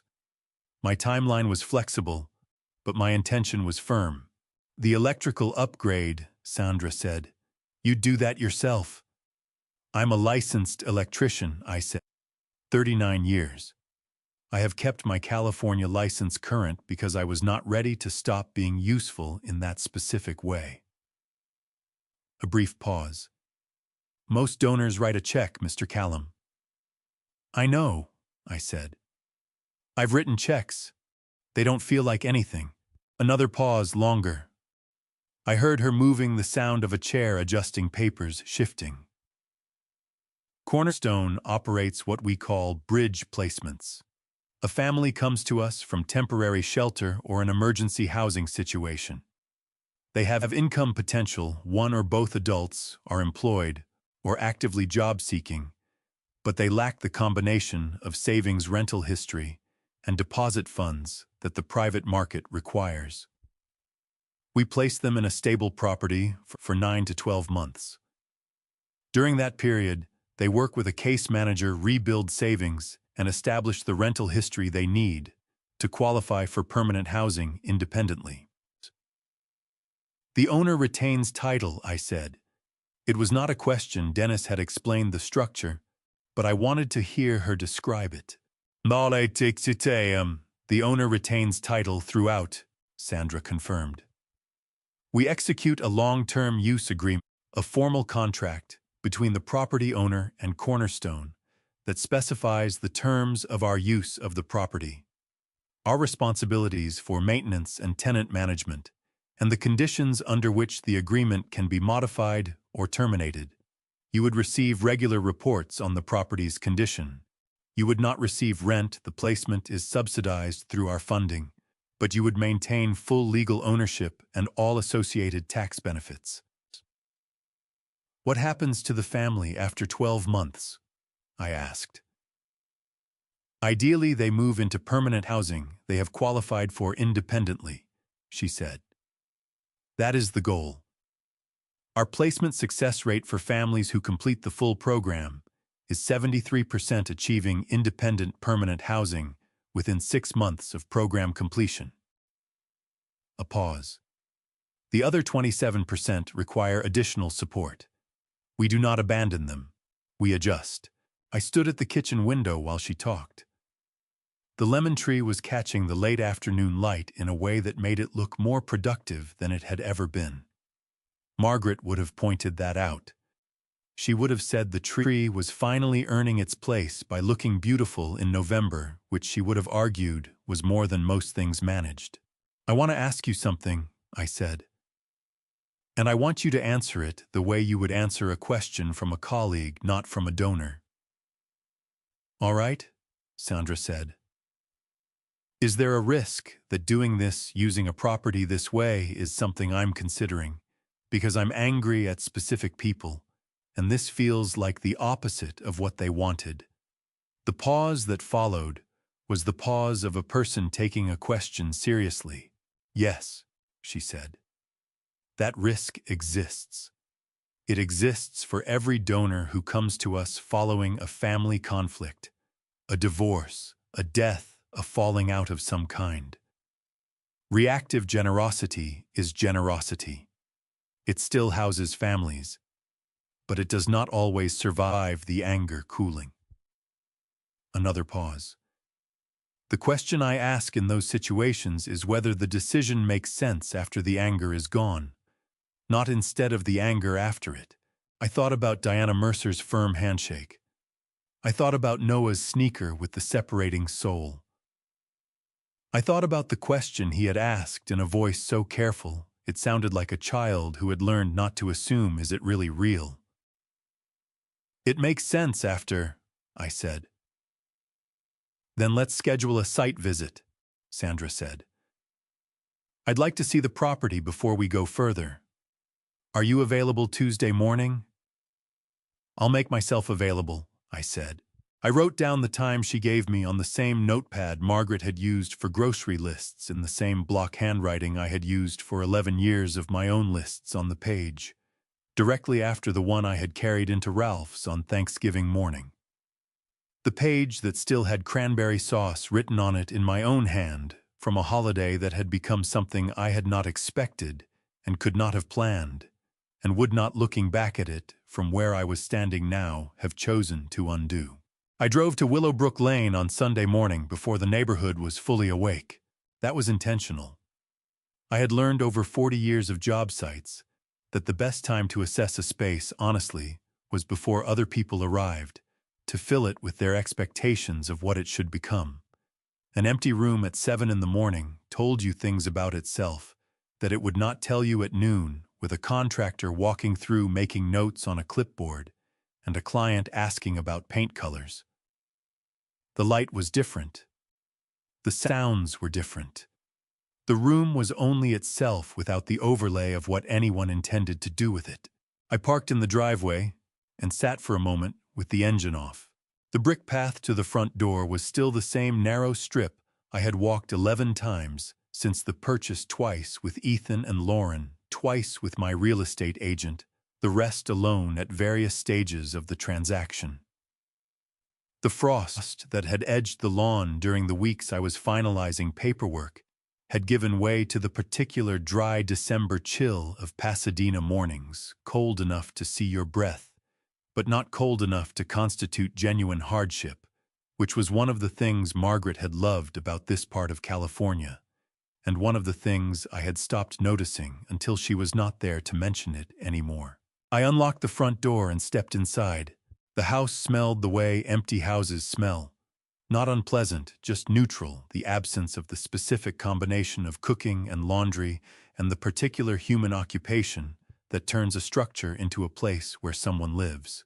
The living room caught the morning light through the bay window in a long rectangle across the hardwood floor. I stood in it for a moment, because the light was exactly what it had been described as in the listing, and I had not yet given myself permission to simply stand in a room I owned without an agenda. Then I got to work. I had brought my full diagnostic kit: voltage tester, multimeter, circuit tracer, outlet tester, the worn leather tool roll Margaret had given me for our 20th anniversary, that I had used every working day since and would use until it fell apart, which at the current rate of wear would be some time after I did. I started in the electrical panel, which was mounted in a utility closet off the kitchen hallway. The panel was a 100-amp service, as I had told Sandra. It was functional and code-compliant for its era, installed in the early 1990s, updated once in 2004 based on the permit history I had pulled from the Los Angeles Department of Building and Safety before the purchase closed. In California, a 100-amp service is the minimum acceptable for a residential property, but minimum acceptable and appropriate for a modern household are not the same measurement. A family with a washer, a dryer, a dishwasher, a refrigerator, window, air conditioning units, and the ordinary accumulation of devices that constitute life in 2024 could push a 100-amp service to its limits without doing anything unusual. 200 amps was the right standard. It was also a job I could do myself with the correct permits. In California, electrical work on a residential property requires a permit from the local building department and a final inspection by a city inspector before the work is considered complete and legal. A licensed electrician can pull their own permit, perform the work, and schedule the inspection directly. The process takes longer than writing a check to someone else and asking them to handle it, But it produces work you can stand behind because you did it yourself and you know exactly what is inside every wall. I spent 2 hours tracing circuits. The house had 14 circuits serving the living spaces, plus 2 dedicated circuits for the kitchen appliances, and 1 for the dryer hookup in the laundry closet. The wiring was copper, throughout which was correct aluminum wiring in residential properties, had been a problem in construction from the late 1960s through the mid-1970s, and a house with aluminum branch circuit wiring required specific remediation. This house had none of that. The previous owners had maintained it with the quiet competence of people who understood that a house was a system and systems required attention. What it needed was capacity, and grounding improvements in the bathrooms, and 2 new circuits for the kitchen to bring it in line with current code for receptacle spacing. I made notes in a small spiral notebook I kept in my chest pocket. Not Margaret's grocery notepad, a different one, a job notebook. The kind I had kept since my first year as an apprentice, when my foreman had told me that a tradesman who did not write things down was a tradesman who was planning to redo work he had already done once. I wrote measurements, circuit numbers, load calculations, material estimates. The handwriting was the same block print I used for everything. The numbers were exact, because in electrical work, inexact numbers had consequences. By 9:15, I had a complete picture of what the house needed. I stood in the kitchen and looked at the pencil mark on the wall where Ethan had measured for a coffee station during the second walkthrough. He had made it with a casual authority, the mark of a man staking out territory in a space he had already decided was his. I had watched him make it and felt something I had not examined at the time, a small displacement, a minor keynote in a chord that was otherwise major gone before I identified it. I rubbed at the mark with my thumb the way I had done once before, standing in this kitchen after Thanksgiving, trying to understand how possession had replaced gratitude so completely that my son could mark a wall he did not own, as though the marking itself constituted ownership. The mark came off. Pencil on flat paint, nothing permanent. The wall underneath was clean and unmarked, the same color it had been before he touched it. I put my hand flat against the wall where the mark had been. This was what I had bought. Not for Ethan's coffee station or Lauren's new backsplash or the renovation plans they had described to a contractor before a single piece of paper had been signed. I had bought it because I had wanted to give someone something permanent. That intention had not changed. The person it was meant for had. My phone buzzed. A text from Ray. "Saw your truck on Willowbrook this morning. You doing okay over there?" I typed back, "Working. Come by if you want coffee." 14 minutes later, Ray's car appeared in the driveway. He let himself through the unlocked front door, the way people do when they have been friends long enough to understand that an unlocked door on a job site is an invitation. He found me in the kitchen reviewing my circuit notes. He looked at the notebook, then at the panel closet I had left open, then at the outlet tester still sitting on the counter. 200 amp upgrade, he said. "Tuesday I have a site visit with the housing organization," I said. "I want the assessment done before Sandra sees the panel." Ray picked up my outlet tester and turned it in his hand the way tradesmen handle tools, not casually, with the specific attention of someone who knows what the object is for. "You want help pulling the permit?" I looked at him. Ray had his California electrician's license. He had let it lapse 2 years ago because he had told himself he was done with the work. He had kept the reference manuals on his shelf, I knew, because I had seen them there every time I sat in his kitchen, arranged with the spines facing out, the way a man arranges books he intends to return to. "You'd have to reinstate it," I said. "I know," he said. "I looked into it last night." A pause. "Takes about 3 weeks. Fee is $80. He set the outlet tester down on the counter with the same precision Marcus had used, setting down his coffee mug the day before, controlled deliberate the gesture of a man who has made a decision and is done deliberating about it. I've got time, and this seems like something worth being licensed for. My throat did the thing it had been doing periodically since Thanksgiving, tightening without warning in the specific way of a man who has received more genuine kindness in 4 days than he had recognized in 4 years. 3 weeks, then, I said. 3 weeks, Ray said. In the meantime, I can hand you things and hold the flashlight. I laughed. It came out of me without preparation, real and sudden, the way laughter does when you have been carrying something heavy long enough that the muscles required for it have forgotten their original purpose and then abruptly remember. Ray looked mildly pleased with himself, which was exactly the right response. Coffee's in the thermos, I said. Cups are in my bag. Sandra Okafor arrived at Willowbrook Lane at 9 Tuesday morning in a dark green Honda that had seen considerable use and was not apologetic about it. She was shorter than I had imagined, from her voice on the phone, 5'4", maybe 5'5", with the kind of contained physical energy that belongs to people who move through demanding days without wasting motion.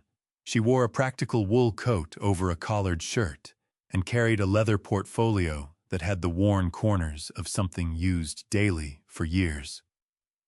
She shook my hand at the front door with the same grip she probably used in courtrooms and community board meetings, and the occasional difficult conversation with a property owner who had changed their mind. Firm, brief, informational. Mr. Callum, she said. Walter, I said. Come in. Ray was already inside. He had arrived 30 minutes earlier with his own coffee and a legal pad, which he said was for taking notes, and which I suspected was also because he had not been inside a property assessment in 2 years and had missed it more than he had admitted to himself. Sandra acknowledged him with the nod of a professional who was accustomed to finding various supporting parties at site visits and had long ago stopped being surprised by the configurations people assembled around important decisions. She moved through the house the way I had moved through it Sunday morning, systematically, without rushing, pausing in doorways to assess proportions before entering rooms. She opened closets. She tested every outlet with a small tester she produced from her portfolio. She looked at the panel, noted the 100-amp service without comment, and wrote something on her legal pad. She checked the water pressure in both bathrooms by running the tap and the shower simultaneously. She opened the back door and stood on the covered porch for a full minute looking at the yard. I did not narrate the house for her. I had learned early in my career that the most useful thing you could do while a competent person assessed something was stay out of their way and answer questions when asked. She asked 3.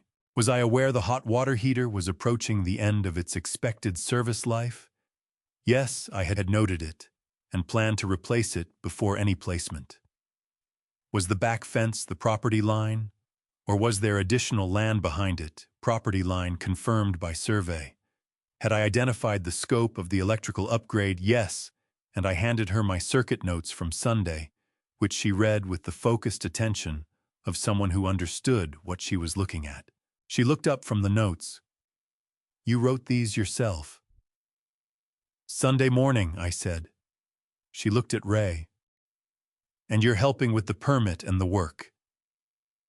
License reinstatement in 3 weeks, Ray said. We'll pull the permit the same day. Sandra made another note. Then she closed the portfolio and stood in the kitchen with her hands folded over it and looked at me with the directness of a person who had decided the assessment was complete and was ready to say what she thought. Chachamain, this property is appropriate for our program, she said. The location is strong bus access, school proximity, walkable to a grocery store on Colorado. The structure is sound. The upgrades you've identified are the right ones, and the fact that you're doing them yourself rather than patching tells me you understand what a family actually needs in a house versus what looks good on a checklist. She paused. I want to be direct with you about what comes next. Please, I said. We will conduct our own inspection through a licensed contractor standard practice, not a reflection on your assessment. That takes approximately 2 weeks. Assuming it confirms what your notes indicate, we'll move to drafting the long-term use agreement. That document will specify that Cornerstone holds operational responsibility for the property for the duration of each placement tenant screening case, management, maintenance coordination, and all direct interaction with the family in residence. She met my eyes. You will not choose the family. I want to be unambiguous about that. Our screening process evaluates every applicant household on the same criteria. Your property goes into the pool. The family that matches the criteria most closely gets the placement. Ooh, that's what I want, I said. She studied me for a moment. Most donors say that initially. I mean it, I said. I met a woman and her grandson at the Community Harvest Center on Thanksgiving. They're the reason I started thinking about this differently. But I don't know their situation well enough to decide they need this more than someone I haven't met. That's your job. I'm not qualified for it. Sandra's expression did not change dramatically. She was not a person given to dramatic expressions, but something in it settled the way a level settles when the bubble finds center. All right, she said. We'll proceed. She left at 10:40. Ray and I stood on the front porch and watched the dark green Honda back out of the driveway with the careful competence of its driver. She's good, Ray said.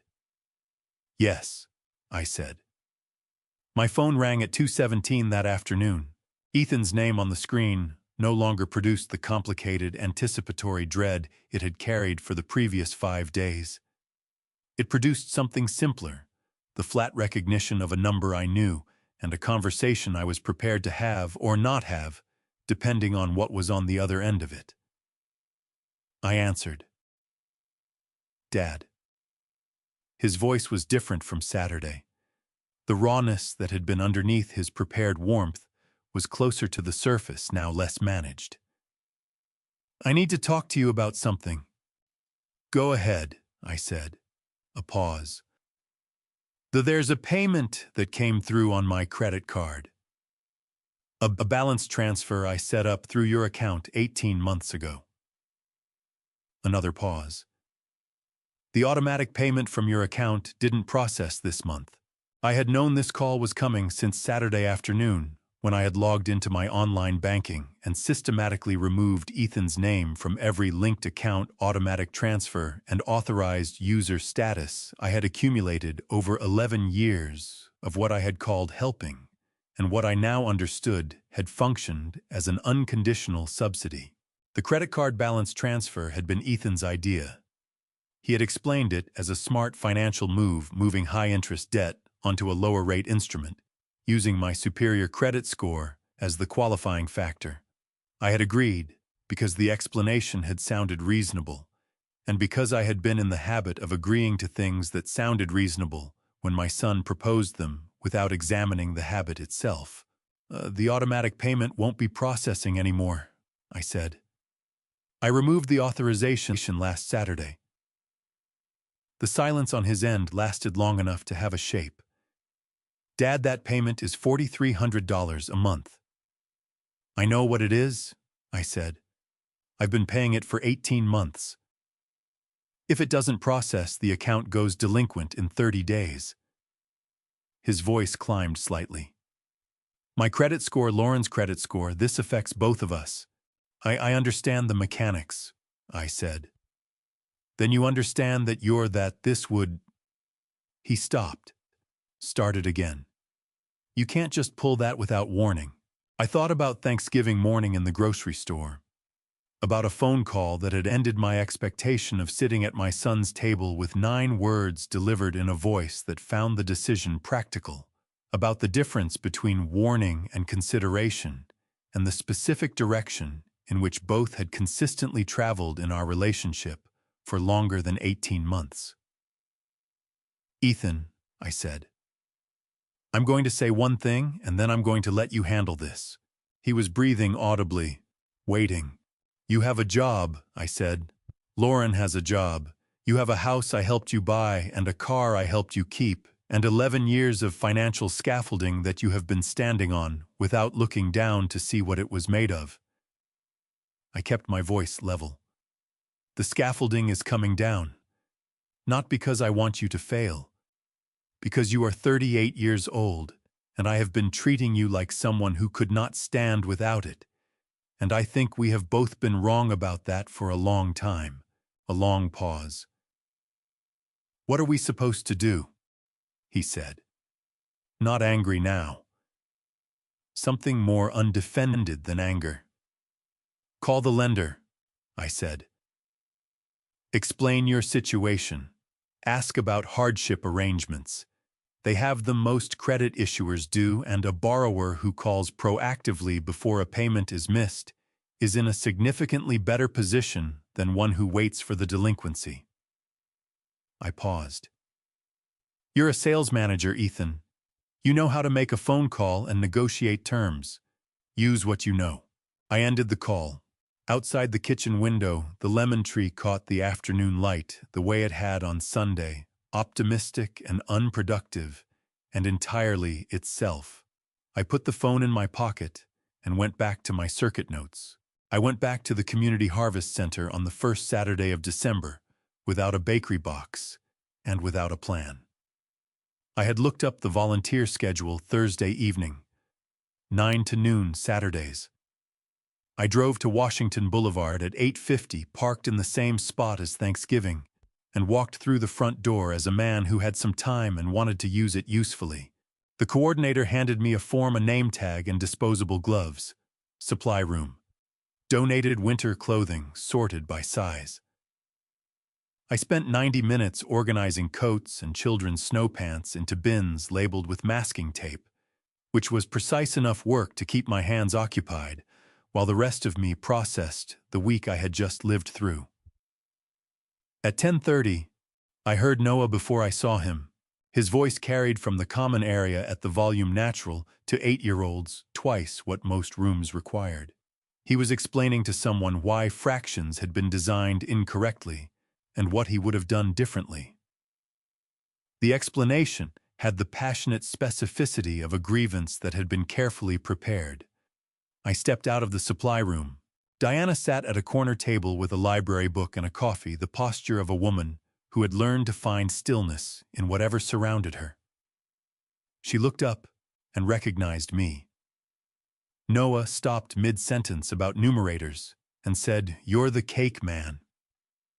"That's one way to put it," I said. "Walter," I said to both of them. Noah considered the first name the way children do, then redirected his fractions argument toward me on the theory that a new audience was preferable. When he went to retrieve a worksheet, Diana closed her book. "I wasn't sure we'd see you again," she said. "I wasn't sure either," I said. "On Thanksgiving, I wasn't sure about much." "How are you doing?" "Better," I said. "Clearer." She nodded. Clarity tends to cost something.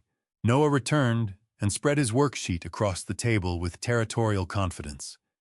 He had a pencil sharpened down to 3 inches, used with the intensity of someone refusing to acknowledge it was almost gone. Diana caught my eye over his head, with the expression of a grandmother who had heard the fractions argument 17 times. "He's been at the same school since September," she said quietly.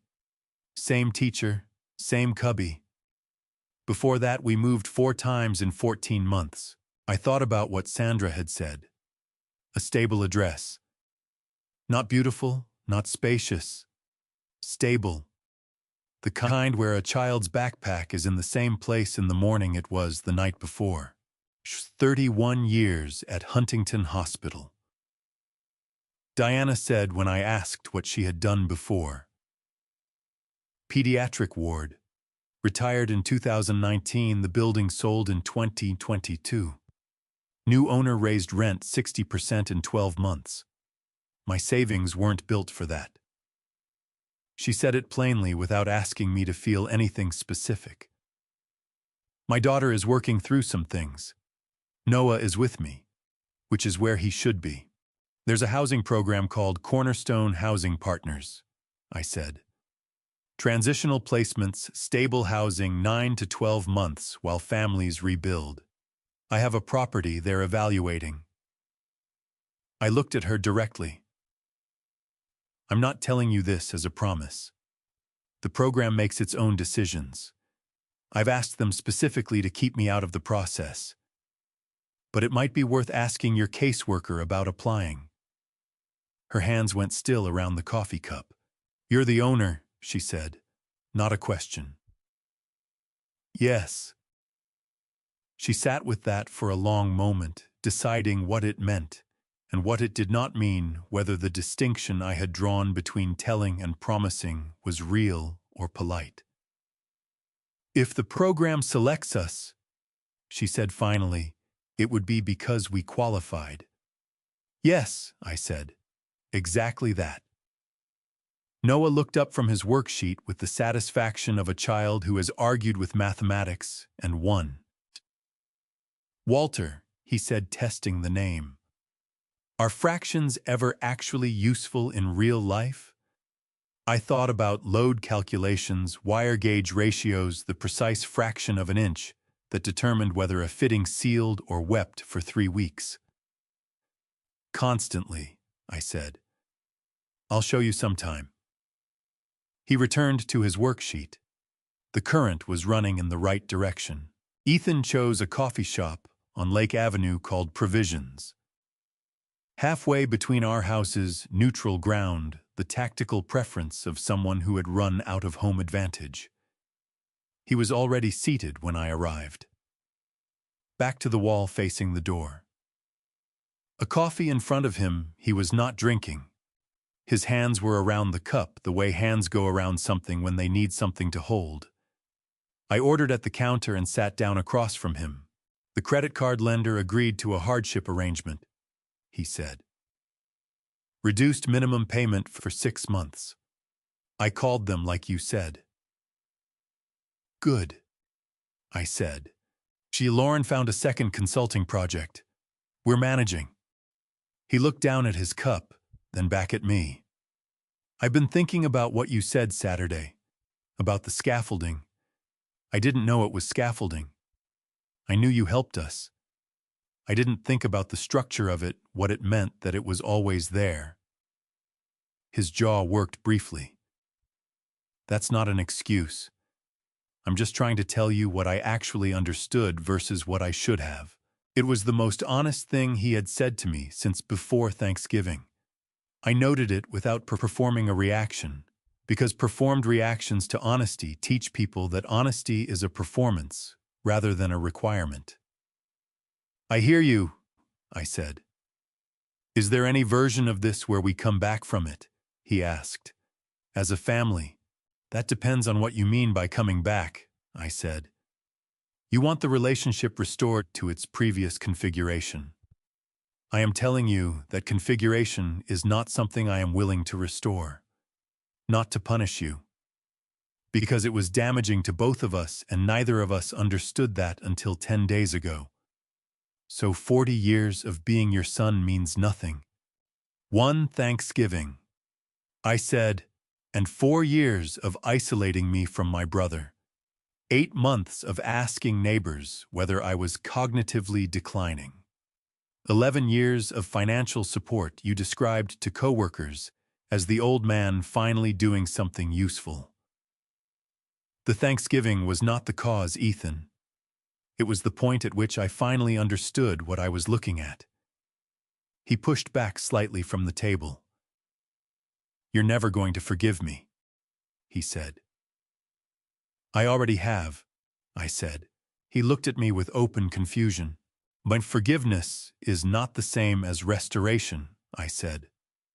I forgive you because carrying the alternative is heavier than I am willing to carry. but it does not rebuild the scaffolding. It does not restore automatic access to my time and money and presence, as though the last 10 days did not happen. I leaned forward. What it restores is the possibility of something different, something honest. Where you are my son because you choose to show up as my son, not because I have made it financially comfortable to keep me in your life. He stared at the table. I don't know how to do that, he said. The different version. Neither do I yet, I said. That's the point. We figure it out without a blueprint. That's also what makes it real instead of just comfortable. When he finally looked up, his face had changed. Not resolved, not healed. Just changed the way a room changes when you open a window. No longer sealed. The house on Willowbrook, he said. Is it already decided? Yes, I said, it is. One small nod. The nod of a man accepting a fact rather than an argument. We sat another 10 minutes talking about nothing. The traffic on the 210, the cold snap, a restaurant on Colorado that had changed ownership. Small talk that indicated two people were willing to remain in the same room after something hard had ended.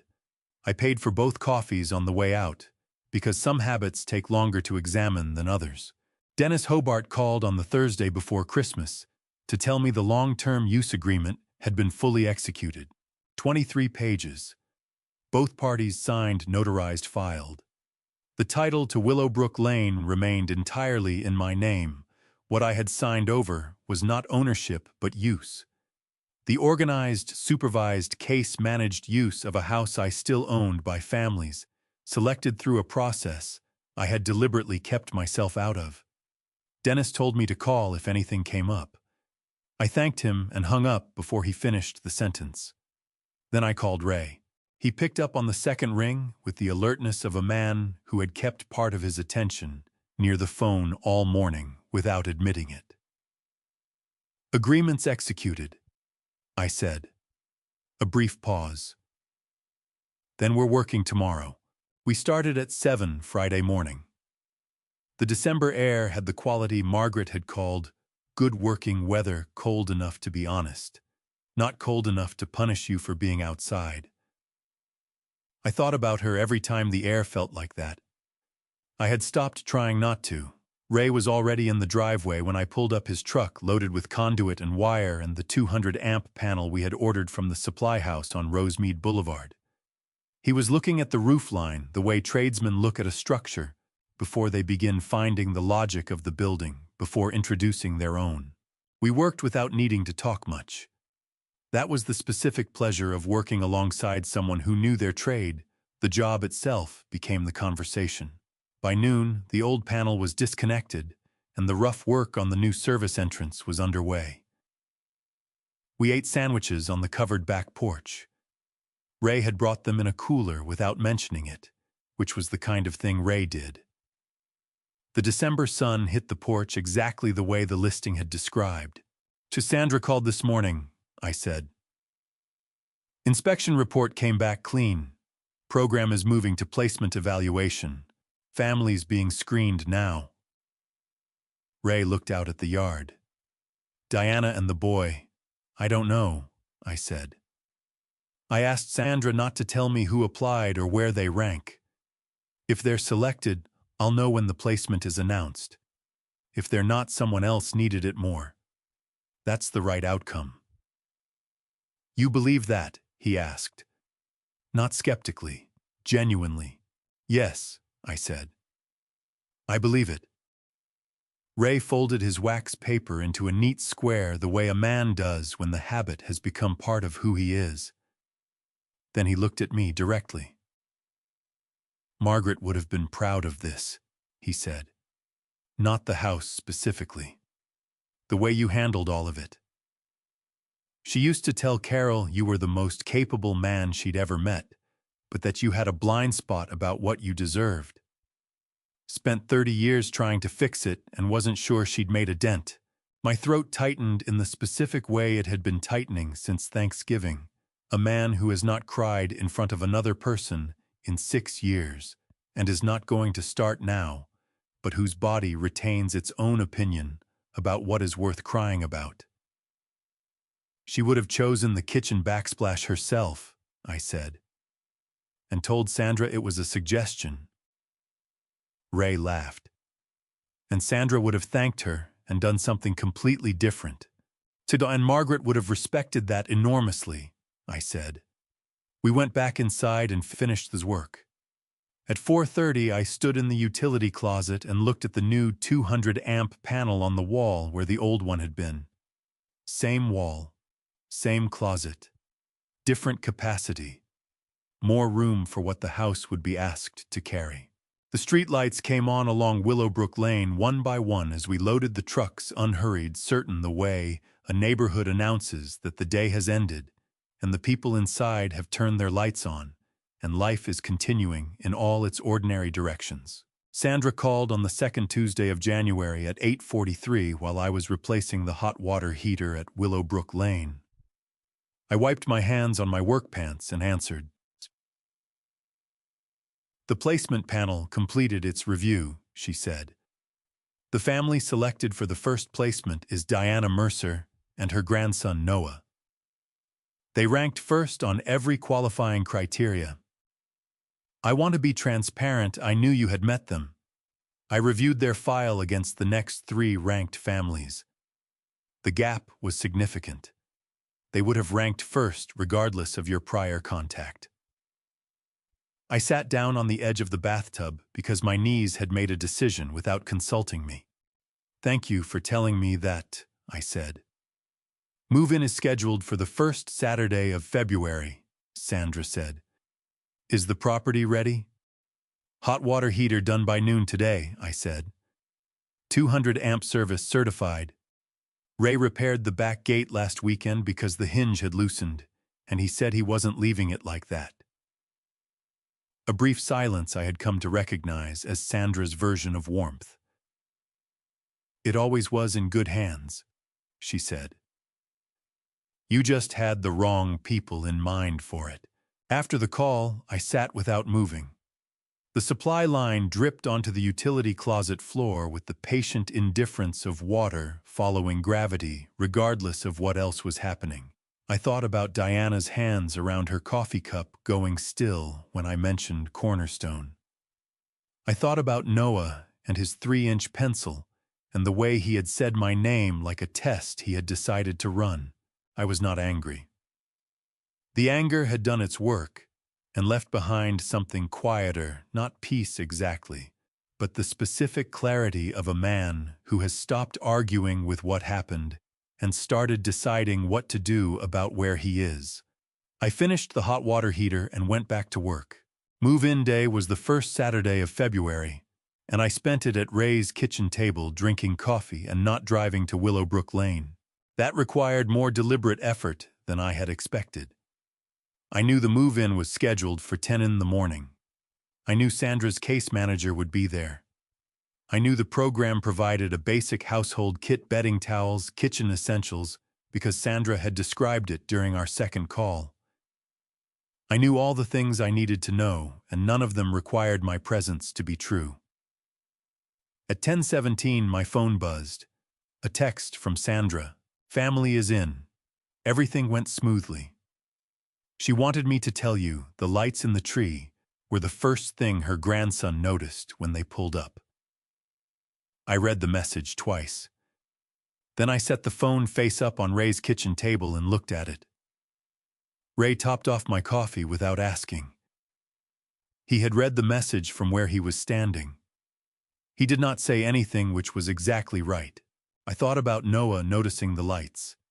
An 8-year-old boy in the back seat of a car on a February morning, pulling up to a house that was going to be his house for the next year, and the first thing his eyes found was a string of lights in a liquid amber tree that 2 old electricians had hung on a January evening because a yard should indicate that a house is ready to welcome someone. He did not know who put them there. He had simply seen them and noticed. That was enough. Thanksgiving came around again, the way it always does, without asking whether you were ready. I was ready. The dinner was at Ray's house because Ray's dining room held 8 people comfortably, and we were 7, Ray Marcus and Renee Sandra, Diana Noah, and me. Nobody had assigned seats. Nobody had coordinated the menu through a single person, who then spent 3 days managing everyone else's contributions. Marcus brought tamales because Renee's family had made them every Thanksgiving for 40 years, and she saw no reason to stop. Sandra brought sweet potato casserole. Diana brought a pie. I brought a chocolate cake from the bakery on Colorado Boulevard. Noah saw it when I came through the door, and his face did the thing it had done at the Community Harvest Center 13 months earlier. Not greed, not performance, but that particular unguarded recognition of something arriving without a condition attached. He did not ask whether it was really for everyone this time.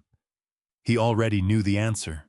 After dinner, before the cake was cut, Noah came to where I was sitting and pressed a folded piece of paper into my hand, without saying anything. He had written on it, in the careful, oversized print of a child who had taken the task seriously. "Thank you for believing I deserved a future. Your friend Noah." I held the paper for a long time.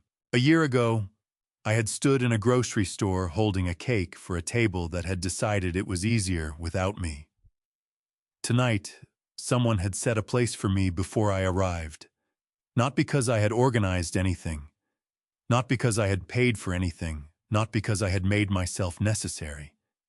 Simply because I was wanted there. I folded Noah's note and put it in my chest pocket next to my heart, where I keep the things I intend to keep. I have thought about what I would tell a man standing in a grocery store on Thanksgiving morning, holding a cake for a table that has already decided it is easier without him. I would tell him this: the love you give freely is still love, even when the person receiving it mistakes it for a debt they are owed. God does not make mistakes in the people He places in your path. Not your son, not a boy named Noah, asking whether a chocolate cake is really for him. Every encounter has a direction. Trust the current. If I could go back, I would have held my boundaries earlier. I would have let my son stand on his own feet 10 years sooner. I would have understood that absorbing everything is not love. It is a slow way of teaching someone that you are a resource, not a person. Do not make my mistake. The people who are meant to keep you do not need you to make yourself small to earn your place at their table. These grandpa stories are never just about one family. Every family story carries a truth that belongs to all of us. If this family story stayed with you, if this grandpa story changed something in how you see your own table, leave a comment. Share it with someone who needs it, and subscribe so you never miss the next grandpa story we tell together. Thank you for staying until the very end. The stories on this channel contain fictional elements created for educational and entertainment purposes. If this type of content is not for you, we respect that completely. Feel free to explore other content that better suits you. We will be here when you are ready.